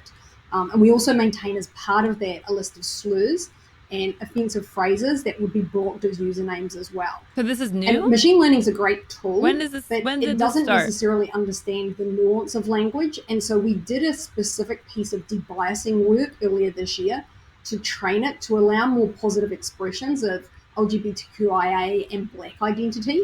And so, again, we want to use technology wherever it can be effective, but it does require these kinds of training and investments. We this do person's also name is Automod. This will be fun. offensive usernames, and those that are found in violation of our community guidelines are indefinitely suspended. So on the proactive detection model, that's based on actions and reports. So I would say it gets smarter. We almost train it. That's what machine learning does when you report offensive usernames. So this started this year? I really encourage you, when you see offensive usernames that may have gone through the system, if you can report those to us, because that report actually helps us improve our technology proactive detection. And so they're really essential to that. So please do keep doing that, as it helps eliminate those offensive usernames. I wonder if this has gotten better. And then I haven't had username trolls in like years. Team dedicated to preventing ban evasion on Twitch. We don't talk about what they do, because the objective of this team is to stay ahead of bad actors. And so I appreciate this can be really frustrating. It's one of those areas where people ask us, like, what specifically are you doing? We don't speak about it, because if we do, it actually helps bad actors create new vectors of abuse, because they just look at the playbook that we're creating to stop them from evading detection, and they use that to try and go around it. And so this is one of those areas where, like, we absolutely are investing in solutions to prevent suspended users from returning to Twitch, and we will continue to make those investments. This is critical. We understand how harmful and distressing it can be if these come through. Yeah, that team's definitely the unseen heroes behind the scenes. And I know that it can be frustrating for the community. We get a lot of questions specifically about, do you do this? Do you try to this technology? And we hear it. We know that you want to know, but there is a specific reason why sometimes we don't tell you that. And it's bad so that usernames people can't figure out how to circumvent that. And this is one area where we on would Twitch. So tell I you do wonder if this publicly is we are actually committed better. to it. We are doing it. Please trust us that we hear it. But sometimes it's better that we don't share the information so that we can keep you, the community, safe. So I just want to reiterate too that if there's one thing to remember about the updated policy, Trump included in the ban username bots? On January 22nd. You have from now until then to review the updated community guidelines. You can find that on twitch.tv/creatorcamp under the Learn the Basics sections. There's a specific page dedicated to community guidelines, including a text article and then subsequent videos and live sessions about that. So chat, keep those questions coming. As I mentioned earlier, and several times, you've got a team behind the scenes that are tracking your questions and getting us ready to answer. So don't forget again about that. I would guess there's like a threshold for this. Last week, there was a blog post that went out. Help.twitch.tv has more information. Obviously, our community guidelines has information. And so you can tune in for another Creator Camp session about this on January 20th at 12 p.m. Pacific. Originally, we had planned that stream for January 6th. We're going to put it closer to the guidelines to give us more information and more time to gather your questions so that we can get everything answered closer to the time that the policy goes into effect. We'll be reviewing the FAQs, updating you on things that you've asked since then, and address any new questions. Reporting practices. So Sarah, thank you so much for all of the wonderful insight as it relates to keeping the community safe, trust, and safety in the new policy updates. So we will see you also shortly for the Q&A. It was just like a lot of like, it was just like reading the blog post. Chat, we've been here an hour and a half. We've got one more section before we jump into the Q&A. I hope you all are finding lots of helpful information here today. So the final topic of today's town hall is ads. Some of you may have attended the ads webinar that we hosted specifically for partners about a month ago. I'm specifically excited about this part because right now we are going to review all of the information that was included in that partner webinar so that the entire community is in the know, including updates for the past few weeks, and show you things to come. I said it earlier, I'm still excited. We love ads. Let's do it. It's very rare we're excited about ads, and today we're there. Mike Minton is joining us now, who I'm sure is also very excited. Mike leads our monetization efforts at Twitch, including the groups that work on ads, bits, subscriptions, and everything else that helps streamers earn money doing what they love. Mike is going to walk us through the current ad experience, discuss some data and some numbers and some learnings that we have about ad performances, and talk about the future of ads. Welcome, Mike. Hey, Erin. So happy to be here. So thankful to have the opportunity to talk directly to the community about the importance of advertising and the future. Yeah. Before we even get started, I want to just take a second to talk about really what sparked the entire conversation around ads, which was the automated mid-roll experiment that we ran a few months ago. And I think the most common question we get is like, why did Twitch even decide to do that experiment? Like, what prompted us to roll that out?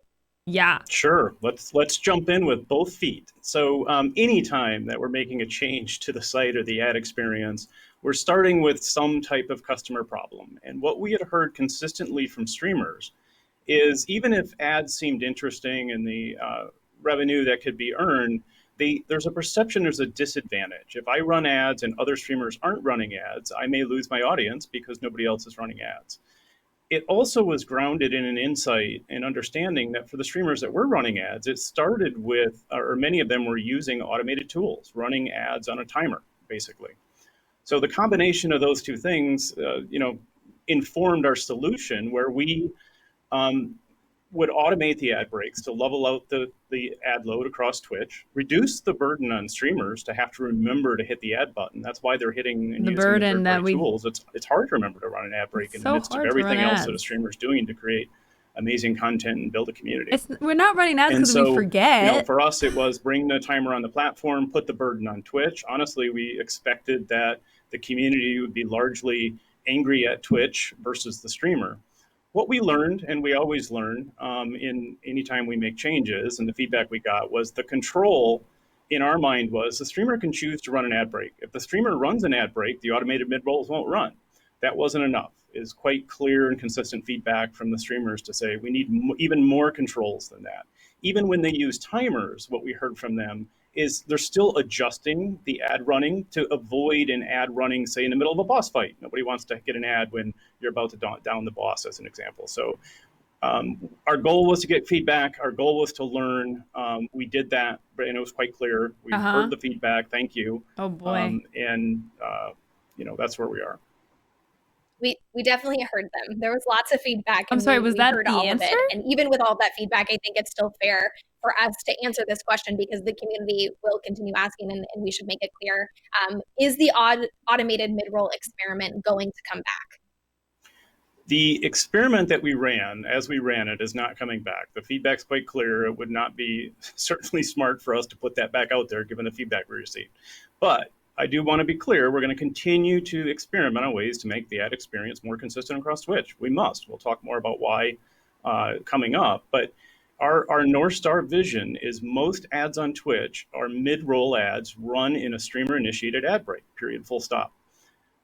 We have more things coming. We'll be more transparent. We'll make sure streamers have more control. I don't think that's true. And obviously think a lot more about the viewer experience to make sure that they're not missing out on those important moments. I would contest that. Yeah, I think it's really good for the community to know as they think about the future of ads that we are dedicated to making sure that the people that Twitch pay to run ads are the people that run ads. A little bit, but at the end of the day, ads are incredibly important to the ecosystem of Twitch. So I'd love for the community to hear directly from you why that is and provide some additional insight. Yeah, oh my God. It starts with everybody, typically brings up subscriptions and sharing bits. We love those products. The community loves those products, but not everybody can afford to pay. Not everybody wants to pay on Twitch. So the other thing to keep in mind as well is the viewer journey, right? It often takes a long time for a viewer to discover a community that works for them, that aligns with their interests, and they're ready to support by taking out their wallet. The other thing, for those of you, I'm sure all watch Twitch and observe, is subs and bits work great for communities where chat is readable, where there's a lot of engagement between the community and the streamer, and less well as you get into very large communities. Chat's moving faster, a cheer may not even get noticed oftentimes. So as the channel grows, ads become a much bigger part of how the community is supported. Guys, I don't see your bits. So if you think about it from a streamer perspective, way too fast. Just watch this ad generate revenue, for 5 cents, okay? Can be quite good revenue, paid for by brands versus viewers, or brands are paying for the opportunity to reach this awesome audience and community. That's a really interesting argument that Twitch, that right? Streamers don't notice the bits. Frankly, it allows us to provide the infrastructure, the bandwidth, and services to support Twitch experience. Like simply said, they pay our bills and keep Twitch free. I haven't heard that one.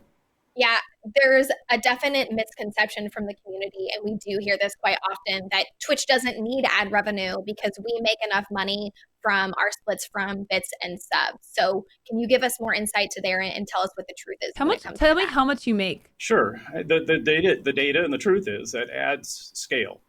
Bits and subs in paid products do not scale the same way ads do in terms of scaling. When I say scale, I'm talking about all kinds of content across different types, from esports to community created content in different countries around the world. Please tell me how much different you community make. sizes. So ads scale.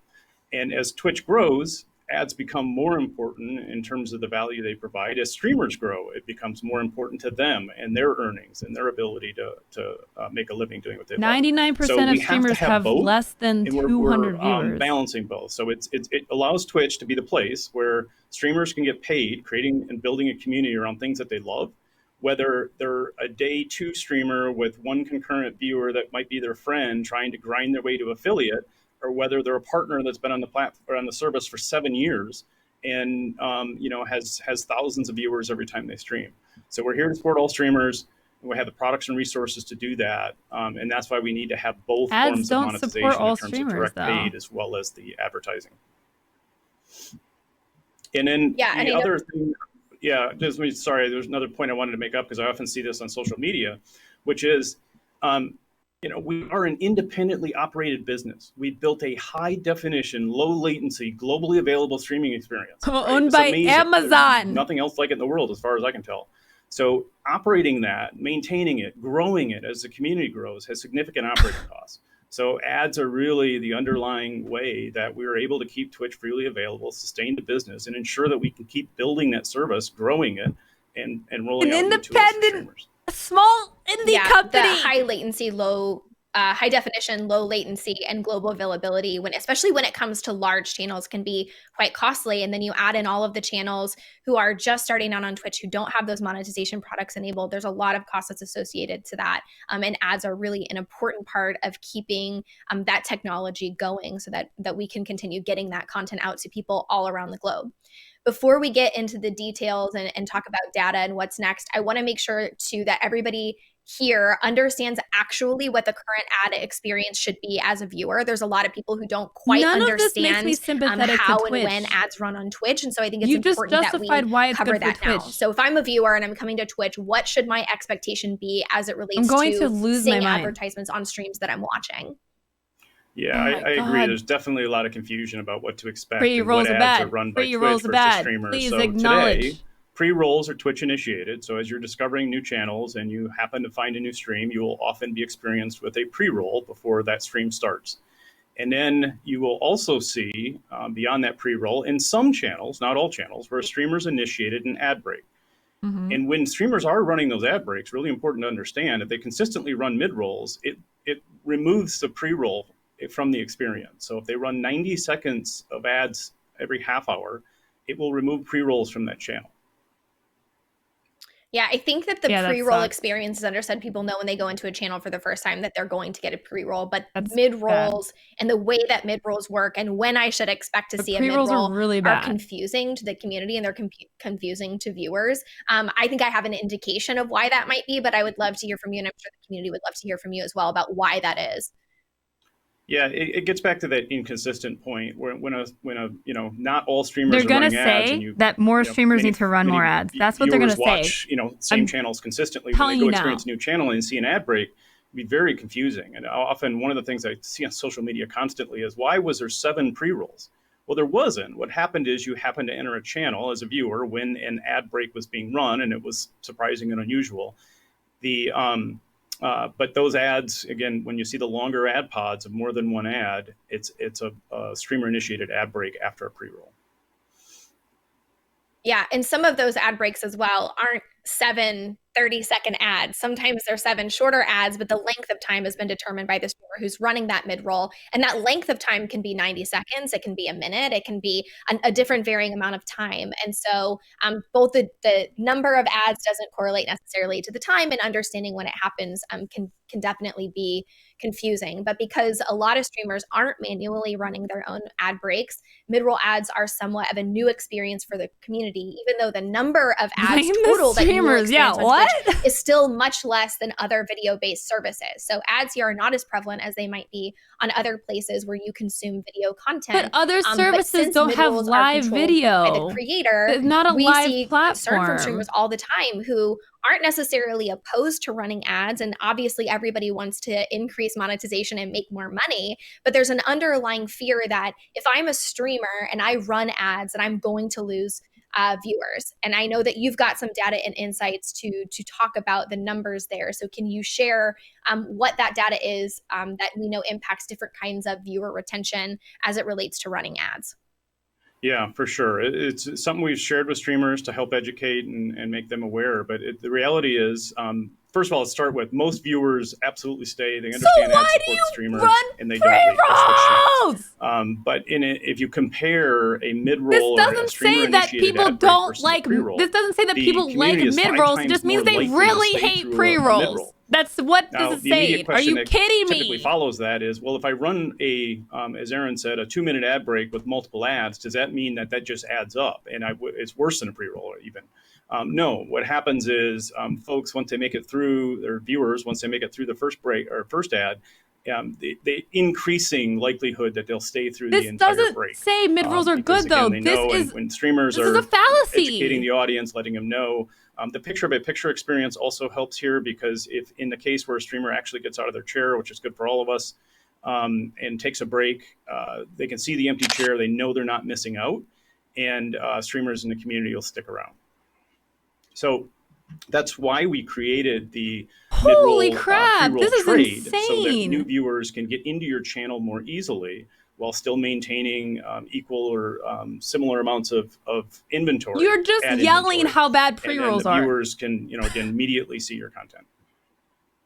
Oh yeah, my God. I think for people that are coming into a stream for the first time, they want to stay and they want to, experience the channel and see what you have to check out. And so if you are regularly running those breaks when it's convenient, right, being aware that it's happening, running those 90-second ads to disable those pre-rolls, that retention ends up being higher in the long run because they're able to get in. You're able to get them to type in chat, which we know somebody types in chat, they're more than twice as likely to come back. There's a lot of retention information, especially on Creator Camp, more money. That this does play a part into that. So I'm glad that we are giving streamers more control about how viewers experience ads on their channel, and especially helping them retain those new viewers so that their communities can still grow. That has nothing to do about retaining. You're not options. Speaking of monetization options, we see this. It's been memed for sure. But streamers really want to know, can I actually make real money? Is there money to be made running ads on Twitch? Because a lot of them aren't doing it and they don't know about those numbers. Oh, I cannot wait for this. Yeah, they absolutely can. And we brought some data here to show, and it's going to vary by the amount of ads and the community size, of course, and by country, honestly, as well. But the thing to take away from here, what if are you look these at numbers? We'll start from the left and work our way right, that if you're a smaller streamer in that 11 to 100, working your way to partner at this point, probably a consistently streaming affiliate, and you're running 3 minutes of ads an hour, which, as Aaron said earlier, is far less than any other ad-supported content site on the internet. If you compare it to YouTube, Hulu, etc.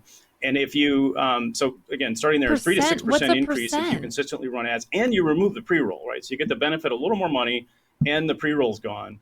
But, and one way to think about that for these size of communities, it's another sub or two, which adds up, right? It's meaningful, helps get more equipment for the stream, helps you on your journey to become, a bigger, larger community.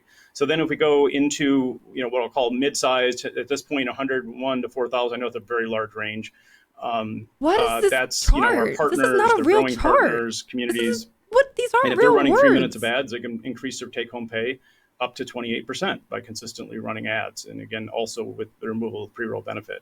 And then finally, at our largest communities, and no secret, ads tend to work better at larger size communities, is up to a 63% increase in terms of the potential earning, or 48%, sorry, this slide says. 48% of there's what? Some variance here based on, again, community size, where you're at, country. So up to 50% increase in revenue for our largest communities by just running 3 minutes of ads. And once your community is used to ads and you can incorporate those into your content. 99% of the platform is in the first increasing bar. that a little bit, then you start to see 99% of the platform. You want a percent? 99% by running 5 minutes of ads. In this still first less section. than YouTube, still far less than many 5 other sites minutes on of the internet, ad an hour for a 12% bump? revenue for the streamer.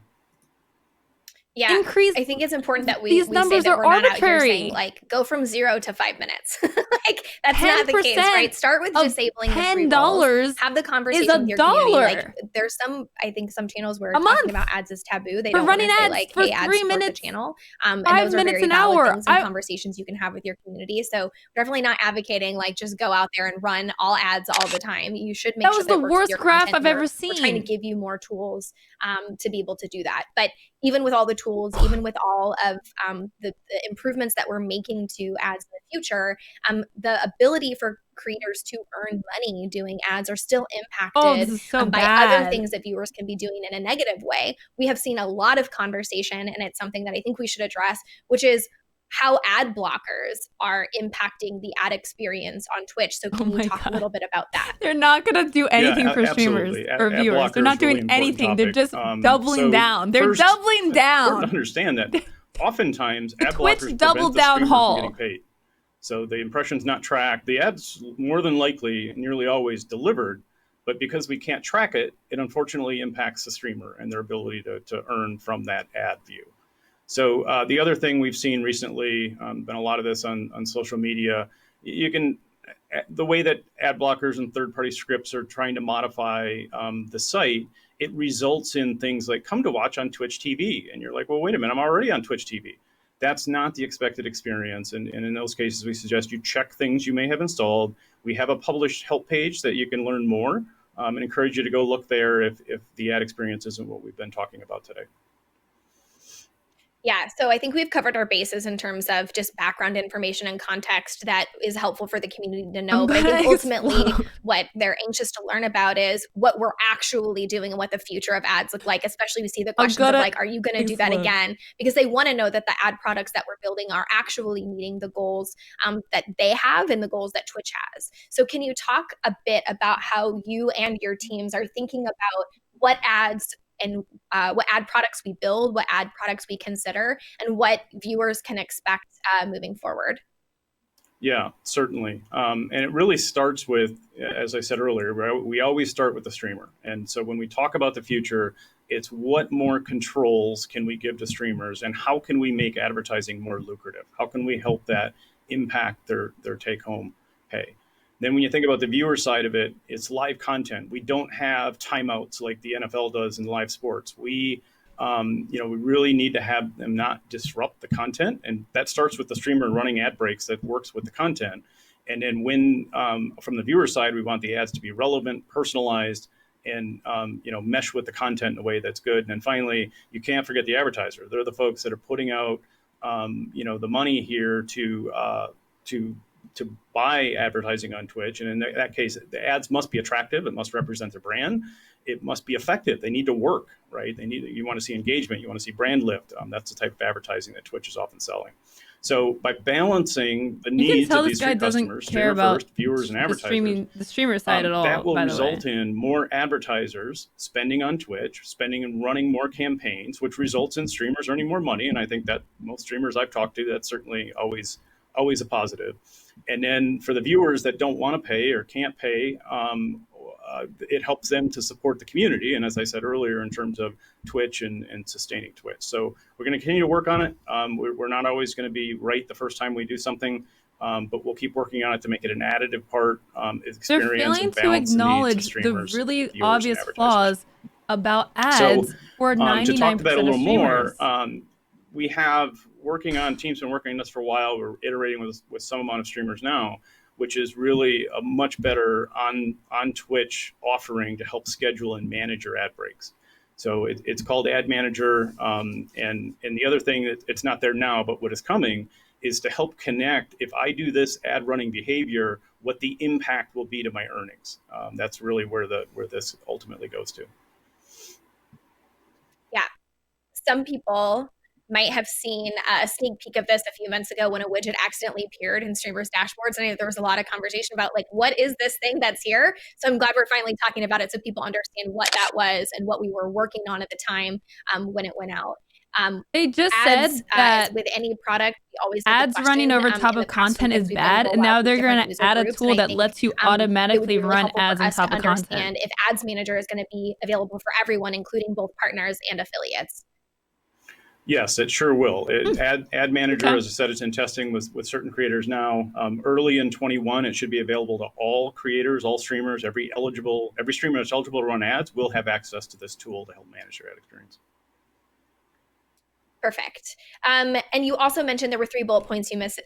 One was more control. One was less interrupted. I think something everyone can agree on is that if ads are going to run, we don't want it to disrupt the viewer experience. How are automatic ads So less how are we disruptive? thinking about making ads less interruptive going into the future? Yeah, one thing, I mean, it's important to understand that advertisers are paying to interrupt. So like we want to make sure that's well understood. Video advertising is the core of what we do. It is interruptive. The only way to not interrupt the content is for it to be a streamer initiated ad break where it's woven into the content, right? But what we're also saying is we don't, like what I suggested earlier about the ad load that we still feel is quite competitive and a good user experience within live content. We want to add to that to give streamers more options, more types of formats. I've seen a lot of people suggest this on social media, et cetera, where we want to integrate more display advertising, which by its nature is less interruptive. I'm fine with this. And still provides great value to the 3 customers I mentioned. It may look something like what's suggested here. You'll hear us refer to this as a squeeze back format. This basically brings the video player back about 70% of its original size for some amount of time, gets the message out. I don't mind this at all. I prefer this present, over the stream, the over top ads. Then it will revert back after the message is I actually like this. This is one format. There's 3 or 4 here of different forms of this. You may imagine like a lower third. So instead of having the L, it may just be across the bottom. Yeah. And then there will maybe also opportunities with what we call IAB standard units. These are the units that are bought and sold all over the internet where a lot of advertisers are using them, will also be shown. With any new ad product, especially something as like a squeeze back that's not a standard ad format that advertisers are already buying, there can be time in terms of convincing them there's great value in this for our community and works on our site, and for them to understand the format, understand the effectiveness, and buy it. So you'll often see us put things out there, iterate, learn with all the customers, and then you'll see it scale up. So this might take a while to start seeing this. I'm super excited about squeeze backs. Ever since, we've had the ads conversations with streamers, they're asking for things like those lower thirds, like for ads that don't interrupt the video or the sound in what they're doing. So I'm really excited to see that coming. I'm sure that will also be available to all partners and affiliates when it goes out. Yep, absolutely. Again, none of these formats or any of these ideas are segmented by any specific streamers. We want to get the app formats and the tools in the hands of every streamer. Much of this, both the alternative squeezeback type formats as well as the ad manager, we're looking at spring, March, April timeframe in 21. Yeah, I think I'm really looking forward to seeing how that iterates based on the feedback from both brands and from our creators and viewers. So you listened to part about brands. The last thing that you mentioned was really wanting to incorporate them into the experience so that they can advertise on Twitch. And when they do that, they really want to take advantage of like this crazy, wonderful place that we love and call home. And that's because we are engaging. It's a live format. It's really unique to other services that people may be releasing content on. And really brands want to get involved in that. So what are we building that help them do those things in fun and unique and engaging ways? Yep, great question. So some of you have seen our new multiplayer ad format is what we've labeled it. And really what we tried to do here was, as I suggested earlier, build a really engaging ad format. In this case, the advertiser can use their normal video ad creative, but wrap it in some fun, amazing Twitch community engagement. So there's kind of three key parts to this. There's a 2-way interaction. So multiplayer ads reward the community for interacting with brands. So the brand gets more information beyond just the video was shown or not. And then they also, in this case, the brands get direct market feedback. You'll often see this interaction in the form of a poll, which can ask things like, what's your favorite flavor, or what everything. So it's a really, fun, if you will, engaging content. around a brand message, of course. So, and the streamer benefits because they're rewarded when the community engages. In this case, they're rewarded with a number of bits based on the engagement in the community. So we think this is fun. We think this is probably one of the best examples of balancing the needs of streamers, advertisers, and viewers. And one important thing I mentioned lucrative earlier is if our early data, there's not a ton of these out there yet, but early data shows that on average, if a streamer runs a multiplayer ad versus a 60-second ad break, it's 37% more revenue to the streamer due to that engagement mechanic, community participation. And that will vary depending on how engaged Are they counting these bits, though? So they're also controllable. The streamers deciding when to run them. And, as I said, more engagement, more bits. You can imagine other things that we might do besides bits in terms of the reward there. They should give the viewer the bits. We've been testing this. It's kind of rolling out. It's now out to 3,000 streamers, which is quite a bit more than it was in the week prior. That's me, guys. That's me. You want one? I'll do one right now. You want one? No, I'm just kidding. I'm not going to do it. Thing. And then finally, talked about that retention piece right now, earlier. just to prove it. We don't have a ton of data, so I'm not going to share a specific number yet. But it is the early data shows us that the audience is even more likely to stay with this type of advertising experience than the streamer-initiated standard. Do it. So we think that's I'm not going to do it in the middle of this. All of the things that you showed today between squeezebacks and multiplayer ads and talking about the ways that we're allowing streamers to have more control over the types of ads they run are really exciting. But I think we would be severely missing if we didn't ask a question here that we hear all the time, which is we're considering all of these types of formats and all of these experiments and all of these things that we're building, but why don't we launch skippable ads? Why is that not something that we're talking about today? Yeah, we're working on many new formats. The thing that goes often with skippable ads is 6-second ads in terms of a shorter ad format. The skippable ad economics aren't great. We're in terms of what it will be in terms of revenue to the streamer, it's far less. But God, you can really imagine us, bring us down from continuing this one, to test them. We'll see. We'll find out, what that economics look like in terms of the click-through rate, which will then establish the value to the advertiser. And then, but there's other things like snoozing, maybe allowing viewers to pull their ad watching into a time that's convenient to them.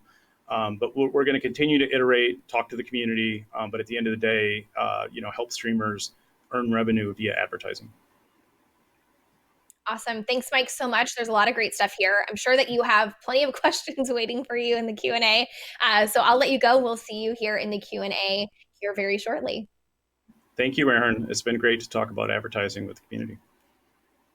Oh my God. So before we head into our Q&A, there's one last area that we heard and saw on Twitter. We saw lots of feedback coming out of the GlitchCon keynote. And since most of what we're covering today and what we talked about then only covered a select few areas of the things that are happening on Twitch, the community asked, so now that everyone at Twitch is working from home, what actually has Twitch done this year? And the answer is quite a lot. Our teams have been hard at work delivering new features and updates to the community across all of the areas of Twitch. A couple of things that I specifically wanted to highlight is one of the things that we worked really hard on was improving the tools to streamers. So a few things that really stand out to me were the fact that we released and improved watch parties, which includes adding in picture by picture, which was highly requested for video and audio support, and releasing to creators across the globe.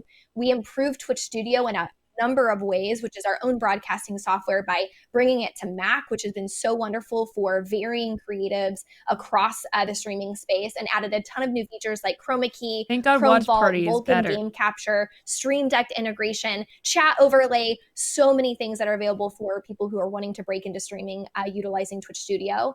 We also expanded the ways that streamers and their communities can interact on stream. These are things like channel points, which generally became available in December of last year, but since then we've continued adding new features to that, like community challenges per user limits and cooldowns. And most recently we watched and launched predictions. If you haven't seen a prediction, they're very wild. I would highly suggest you find a channel who's running them. And we also continuously work on improving the chat experience, including a current chat history, and a number of changes that make fast-moving chat more digestible for the streamers and for the viewers that are watching. Those are just a number of things. It's a tip of an iceberg. I was given an entire list, so I'm challenged to rattle off as many as I can in a minute. So I just want you to understand that we have a lot of things that we're working on. It includes Hype Train for both web and mobile, celebrations, which included 2 different betas, including commerce interaction, limited time emotes for Hyperscape Pride, holidays, new emotes, including emo auto resizer, tier 2 and tier 3 emote modifiers, emote analytics, and now default emotes, which you can use if you don't have your own emotes. We're providing them for you. It's super awesome. Feedback to reporters. So now you get a notice that a report has been filed and a notice when an enforcement action was taken for the reason that you reported. iOS sub tokens so that you can sub on iOS devices. Twitch gift cards, which are not only in USD, they're also recently launched in Europe, so you can buy them in euros. Multi-month subs, including gifting and extended discounts, which came out of September. 2-factor authentication updates, mod view updates, unban requests, and included the subsequent update to allow streamers to opt out of that experience. Multiplayer ads, which are in beta. VOD view counts, a new channel offline page, including schedules and trailers. iOS These widgets, like which are really super awesome. groundbreaking Utilizing things, those, make sure you have a though. schedule. Esports and music directories, and literally more. Like I can't even cover because they're like, Aaron, stop talking, go to Q&A, nobody cares. So there's lots of products that are releasing. I hope that you guys take the time. If you are interested in any of those, you can go to help.twitch.tv. There is always a help article for all of those things. It's literally so much information. You can't consume it all in one sitting. But all of those things have information on them. If you heard something and you're like, what's that? You can go find out more information. We also talk about things on Twitch support and on our blog and on our main social account at Twitch on Twitter. So make sure that you follow all of those. Give us feedback, again, in the user voice. So lots of products. Specifically, we've talked multiple times today. If I had $1 for every time I said community today, a lot of those pieces of products and a lot of those improvements were shaped specifically by community feedback. That includes the changes that we made to Celebration, the updates that we made to clips, to allow people to opt out of unrequest unbans. Directories have changed based on your feedback, sub tokens. There's so much more. Again, help.twitch.tv if you want to learn any more about those individual features. So just in that section alone, I said 95 different things. And in this Q&A, which is now exactly 2 hours in, we have covered so much information. We have some time left. Q&A as promised. I hope you guys are all feeling wonderful at home. We answered a few questions along the way, but there's plenty more. So we're going to get to that now. Again, just as a reminder, we do have a time limit. There's lots of questions here, so we will go through them as quickly as we can. I want to get her sweater. Is that on the Amazon store? Feedback is always welcome in our user voice, twitch.uservoice.com. We also regularly update FAQs on Creator Camp and on our help page. So also feel free to reference those at any the user voice, where they denied the most requested thing on user voice. We're talking about today.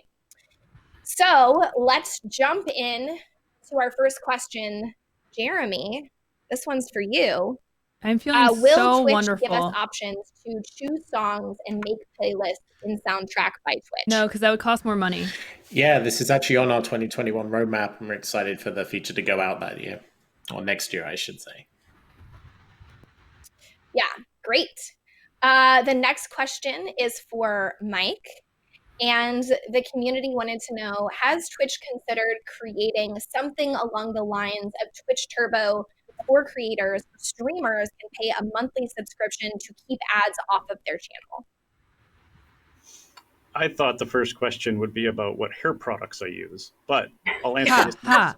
Initiate conversation about hair before this town Initiate started. Laughter. I can hear Sarah laughing in the background.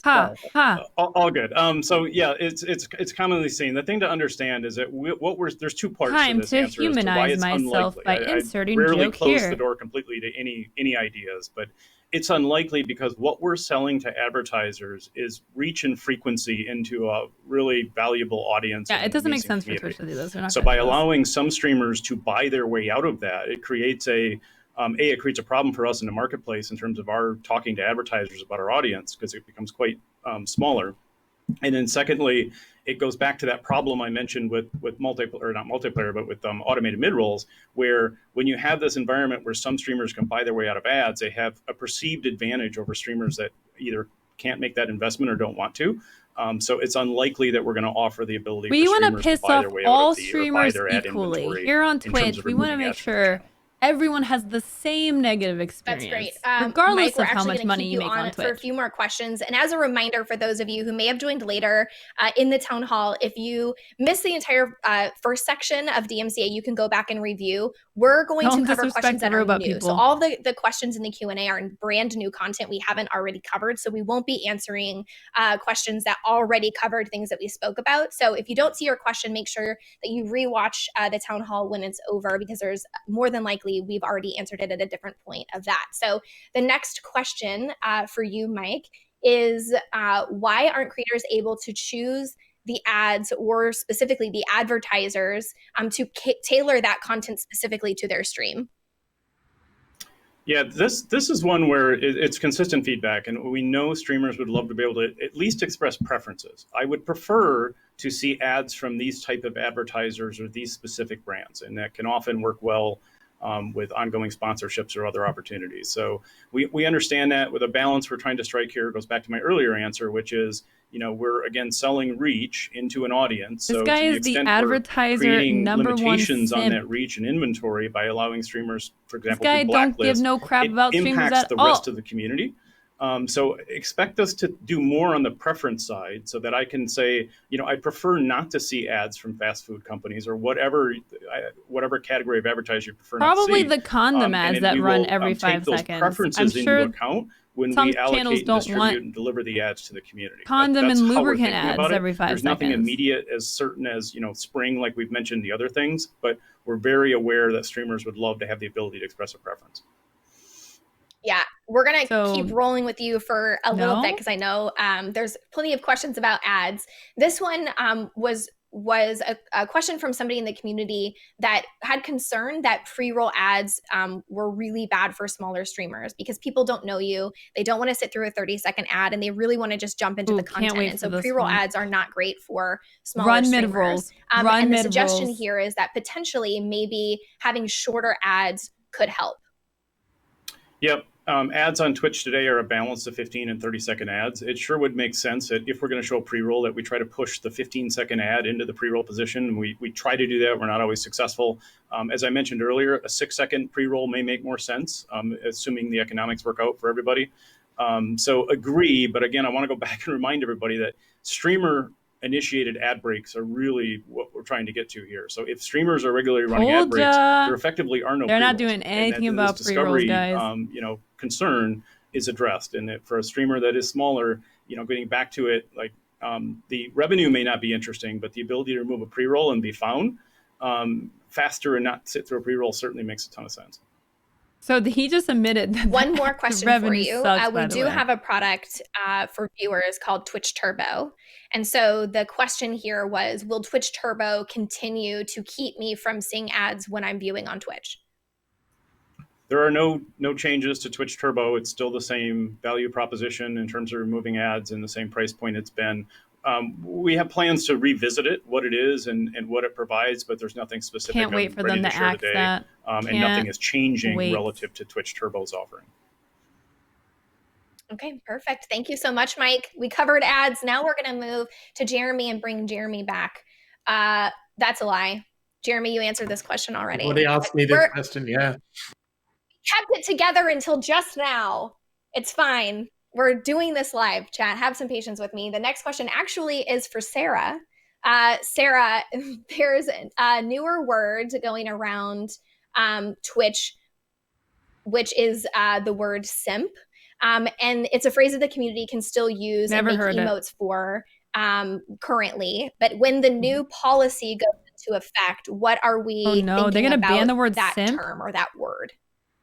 Yeah, great question. So the new policy does include guidelines that say making any derogatory statements about another person's perceived sexual practices, and that does include negatively targeting another person with sexually focused terms. So using terms like simp, incel, or virgin as an insult to negatively refer to another person's sexual activity is not allowed under this new policy.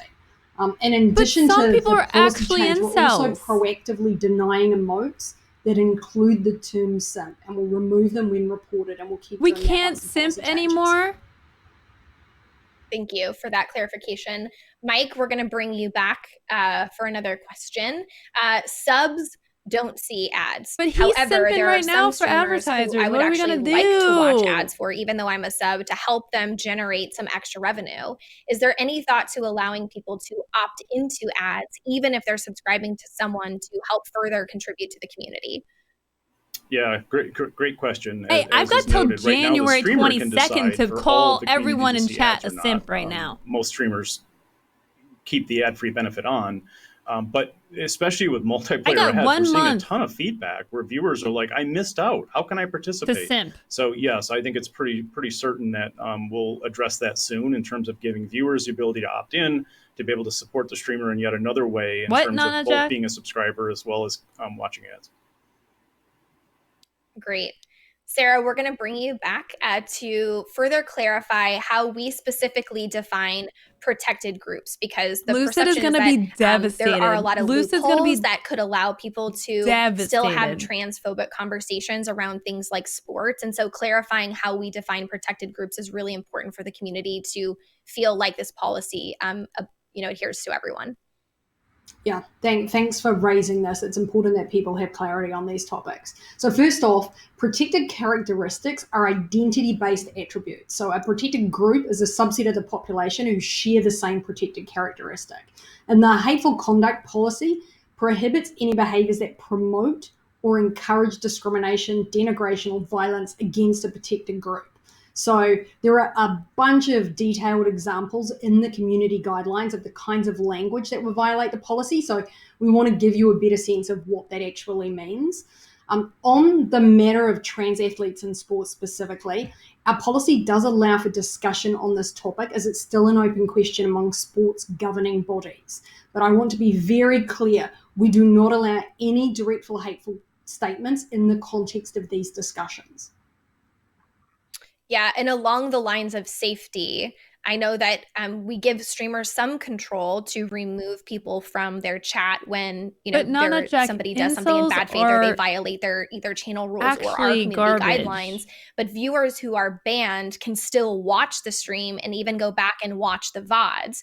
And so the community is really wondering, can we hope to see that change? And is Twitch going to do something more along the lines of tooling to prevent those people from even watching the content? Yeah, so there's no good definition of incels. So obviously Twitch content's publicly available, which means it is possible for a banned viewer to watch streams if they're logged out of Twitch. And we totally appreciate that this is super frustrating. I don't get that one. I really don't. It's scary for people to know that a banned user can actually access your content, be in your chat feed. And so earlier 2020, we actually removed banned users from chatters lists, so that in addition to them being blocked from reading or participating in your chat, you won't see their name listed in chat, so that we are doing as much as we can to fully remove their presence from your streams.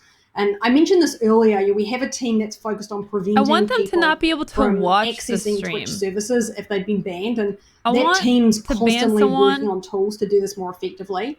We tried to be super upfront with you during this session, and again, this is one of those areas where we're saying, like, trust us, this is a priority. We actually don't provide a lot of detail on this, because there's definitely been some another interesting area where the things, more for detail sure. we provide, the more information we give to the people who are bad actors to actually try This is and going work to end around in the 20 tools that minutes, we and then put we'll in break it place down. to keep the community safe. So I'm just saying, we hear you, we know this is a problem. It's a real priority for us, and we have teams that are working against it. Yeah, there's one question that's not related to trust and safety, but is related as kind of this decision in this group falls really under your remit. And I'm going to read it verbatim because I think it's very fair and it's very clear that they're frustrated with us, that they want to know who gave the okay to tweet to the majority of the user base that muting in-game audio was the best way to protect yourself from DMCA and that was safe. Oh my God. How could something so tone-deaf make its way down the pipeline? No one cares. Yeah. So, oh my God, this is an area we absolutely missed the mark. This is just an apology. So I'll give you some context on how it ended up happening, just so you sort of understand. But I do want to start off with, you're absolutely right. It was tone deaf. It shouldn't have happened. So just to give you the sort of context, when we went live with the blog post around copyright, we knew that there would be a lot of community questions. It's a really complex area to understand. And so we wanted to be ready to answer those as quickly as possible. And so in addition to our social team, we actually recruited a bunch of people from across Twitch, so Twitch staff members, to help field those questions and answer them as quickly as possible. A lot of this was on Twitter, and we gave them the blog post as guidance. So I was like, if it says it in the blog post, then you can reply to the person who may not have necessarily read all of the nuance of the blog post and use that as the menu of information you can share. And for this question specifically about muting in-game audio, that's obviously an option that any streamer could do immediately. And so that was in the information, but when the reply was made and when the tweet went out, that nuance was lost, and it didn't include all the other options that we had included in the blog. So it was a classic example. If you take a piece of information out of context, then it no longer actually is useful and actually can be quite hurtful. And so this was one of those situations where Twitch is ultimately a group of human beings who show up every day to try and make Twitch an amazing community. And sometimes we trip over and fall on our faces. And this was one of those situations. And so, I apologize for that. I know it was, incredibly frustrating for the community to receive it. And it was an oversight. And we have learned from that. And we do always think about how do we improve our processes. I mean, it was a stupid thing that they said. We definitely it was take really, those really examples stupid and say, how do we make sure that this that. doesn't happen again? And so not just apologizing for it, but also behind the scenes making sure that we ensure that we put those processes in place. So I'm glad that you touched on that. One more question for you here. We talked about the harassment, hateful conduct, and sexual harassment policy updates, but one of the things that we didn't explicitly talk about is what Twitch is doing in the case of aggressive stalkers and the threats that streamers or viewers may receive from those people. And they wanted to know if someone can receive an enforcement for something along those lines that happens off of Twitch. Yeah, so this is an area we take any report of stalking or violent threat incredibly seriously. We have a dedicated team that we apply against this kind of report, and we do everything we possibly can to support streamers. We appreciate how distressing this can be. And so first of all, I would just like to say to the community, if you are being harassed or threatened on Twitch, or you know someone who is being harassed or threatened, please file a report, because that enables a member of our safety team to review it and actually push it through to the team that works on these kinds of reports, our law enforcement group. And so please make sure that you're able to give us that information so we can help engage with you. I would say, however, my caveat to that would be is if you are in immediate danger, please reach out to your local law enforcement. They are the best suited group to help right away. And so, in the situation where you feel like you're under immediate danger, that is the right channel to engage with as your local law enforcement team. At Twitch, we do have a law enforcement team. So we built this team this year out and broke them as a separate group from our trust and safety. They work really closely with law enforcement all around the globe, so all the countries that we operate in on these cases. And we do everything we possibly can to aid in these investigations. What is really challenging is that there is a limit to what we as a company can do if law enforcement will not act.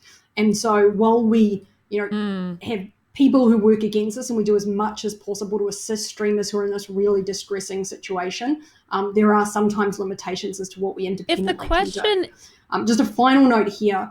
One of the policy areas that we are working on in the background is an update to our off-Twitch policy. So behaviors that occur off Twitch and other online environments or in the real world.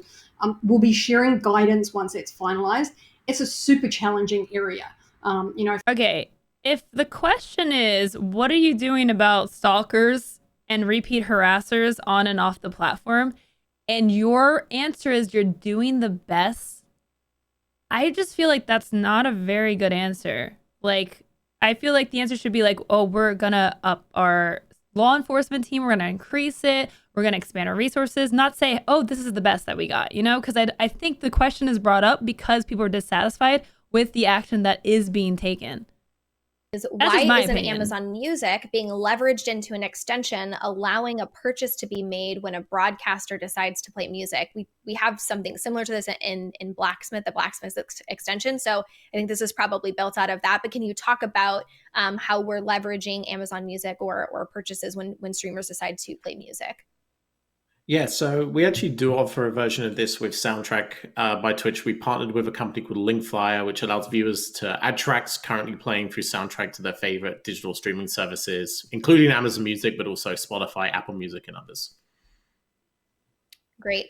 We're going to bring Sarah back for another question. Sarah, this one actually is also about DMCA, but as somebody that's part of Twitch leadership, we definitely have seen this a lot. There was an article that came out that there's a proposal going through Congress right now that people would want? make streaming copyrighted content a felony with prison time.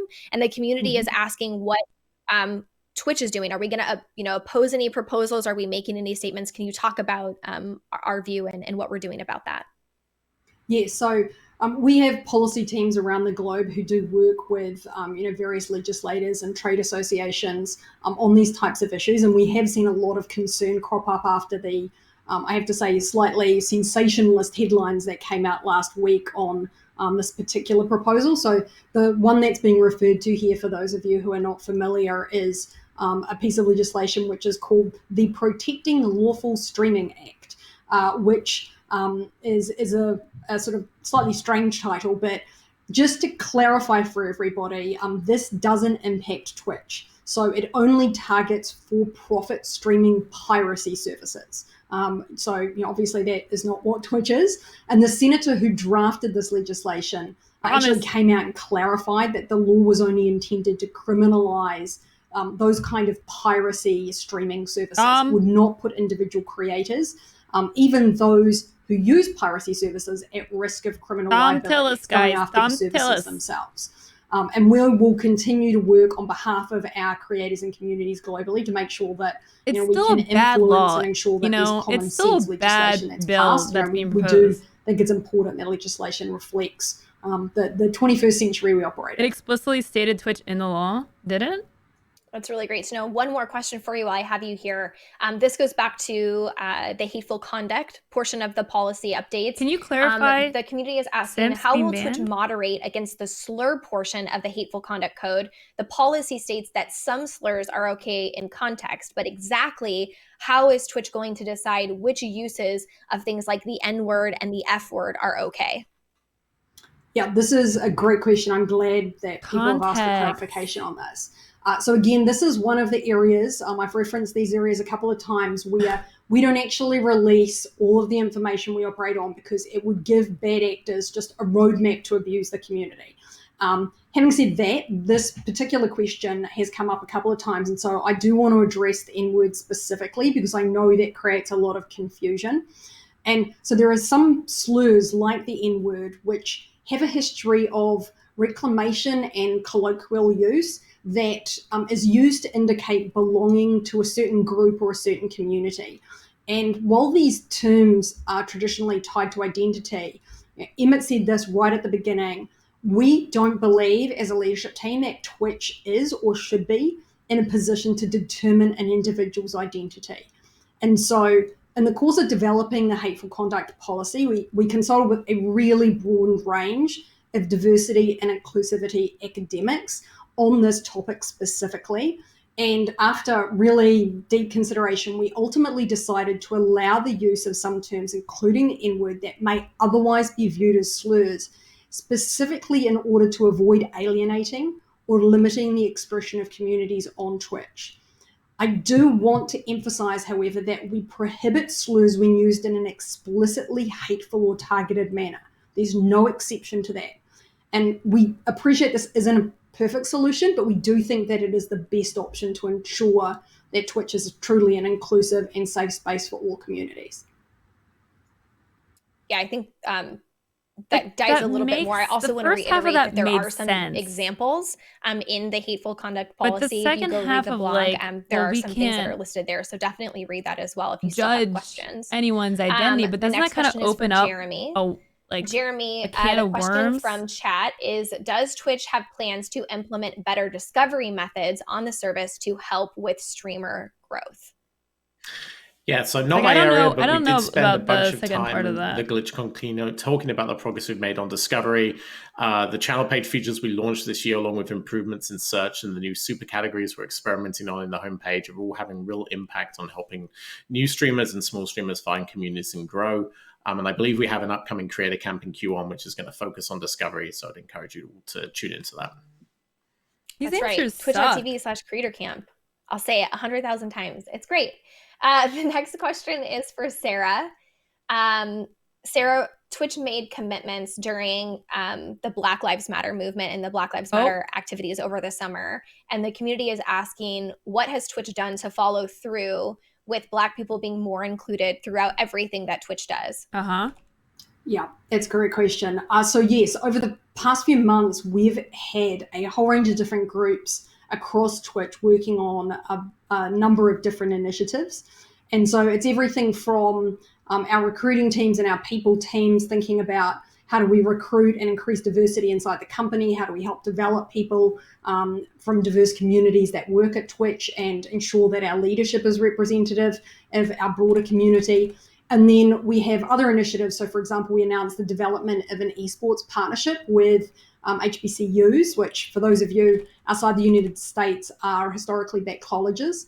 And then we're also working, our marketing team and our partnerships teams are working to increase representation of Black creators, both on the front page and then in our social and marketing materials to ensure that they're reflected in the community.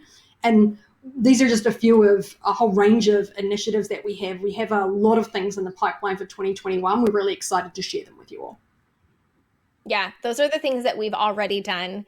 There's nothing there, but there are still things being worked on, and there is still more to come. So that is not the end of the work. The work is still ongoing. The work is still happening. What about doing more? Dude, this is not acceptable. Announcements and those releases to come in 2021. More things coming, One more guys. question for you, Sarah. The question here says, I've filed reports, but have not yet received one of the action was taken on your report notifications. When can we expect to see that rolled out? Yeah, and I just want to, on the previous question, Erin, I agree with your emphasis. Like, those are things we're doing right now, but, you know, diversity and ensuring that the Twitch community is reflective of our broader communities, that people inside Twitch are reflective of our broader communities is a huge priority for us. It feeds into our mission of having a diverse economy. And so this will be an area, much like trust and safety, we perpetually are investing in. So thanks for emphasizing that. On the question regarding filing reports and the response that you get to those. So we began sending notifications on December the 2nd for reports Golden Boy, but that were filed if you see what like Facebook just did, and so you should receive a notification and what YouTube if either has pledged, and an then you see action's what Twitch taken has for the done reason in you this reported. time. So for example, if you reported spam and an action falls really short was issued for spam, then you would get a report back. Like, just saying every 6 months that we're going to do more is nothing. Like, it just still is more nothing. Content for the same reason that you report it. And so it's really specifically, if your report use is why the report was issued, you'll get it if you did it or another user had made the same report. And we just want to clarify. I mean, it's people asking, well, I did something and I didn't receive a notification, and particularly if they then saw that some 6 action months was taken. after they for example, were like, we hear you, and we're going to support Black creators, and we're going to do more. They said that 6 months ago already. Now they're saying it again. Doesn't match the enforcement reason that we ultimately applied. So our trust and safety team ended up acting upon. We are working to close that gap. So these are just parts of our ongoing. They're getting trust ready and for safety February. And on this question particularly, there are some front factors page we need time. to balance in terms of privacy, but we'll be sure to follow up with the community as we evolve our roadmap on this and come back to you with further information as we expand those report notifications. Oh God, we have so much to talk about. Great, thank you. The next question is for Jeremy. The question from the community is, how accurate is DMCA detection? If I'm singing to background music, is that going to get picked up, I'm assuming, by Audible Magic or anything that may detect DMCA or copyright violations?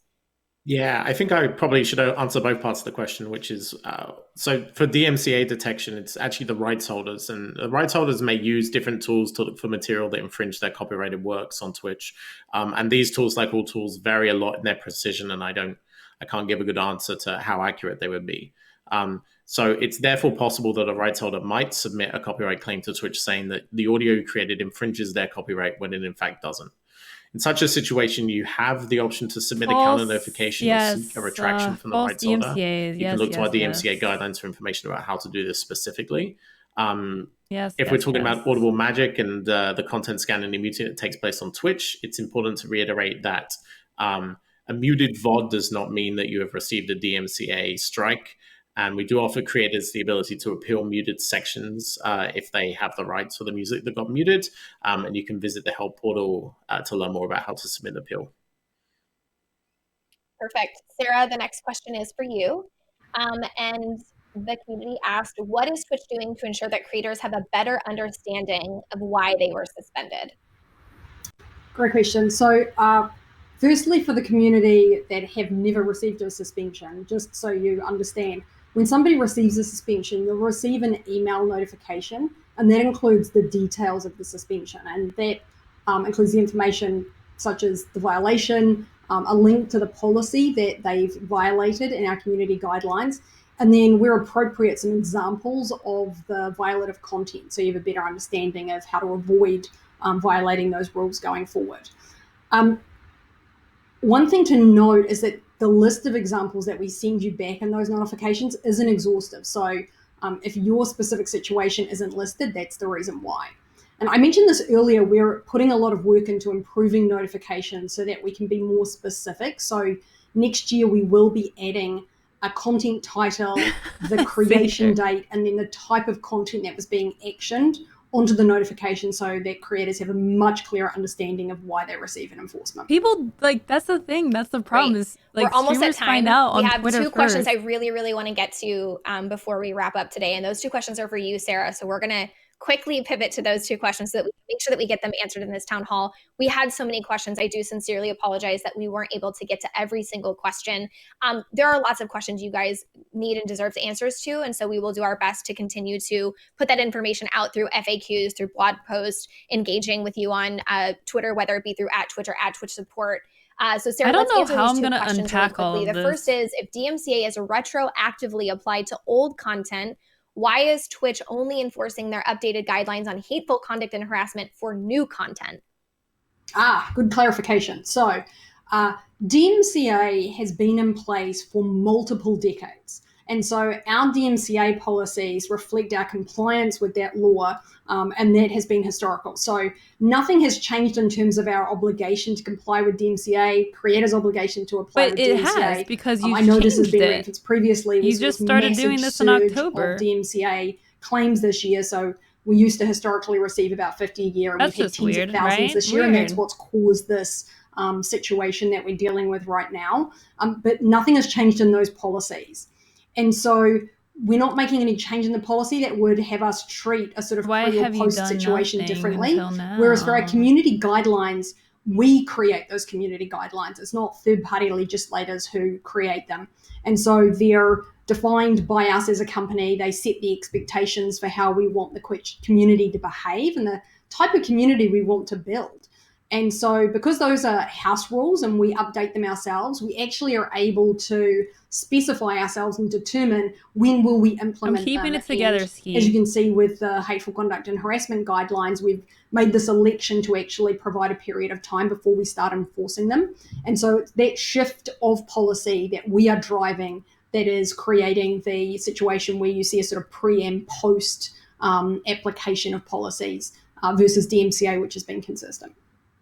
Yeah. One last question. Cyberpunk recently came out this week, and there are specific portions, especially during content creation. Oh my God, just don't look at the penises. Okay, I'm going to pee before this ends. The question is, do your nudity guidelines apply to games like Cyberpunk, or are we at risk of a strike if we play? Really quick, I just want to notice that we say strike in two different formats. This is not a strike as it relates to the DMCA repeat infringer policy. This would be what we would consider actually a moderation enforcement.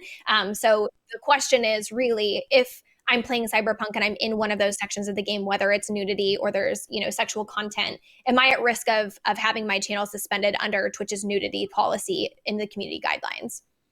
Yeah, this is great. And actually, I know we were tweeting about this yesterday because this did crop up as, and a lot of the community are playing Cyberpunk this week. So just to clarify, in our community guidelines, we define policies around sexual suggestiveness and nude content inside games. So any game that features nudity, pornography, sex, or sexual violence as a focus of core gameplay feature is not allowed. It's not content that we want on Twitch.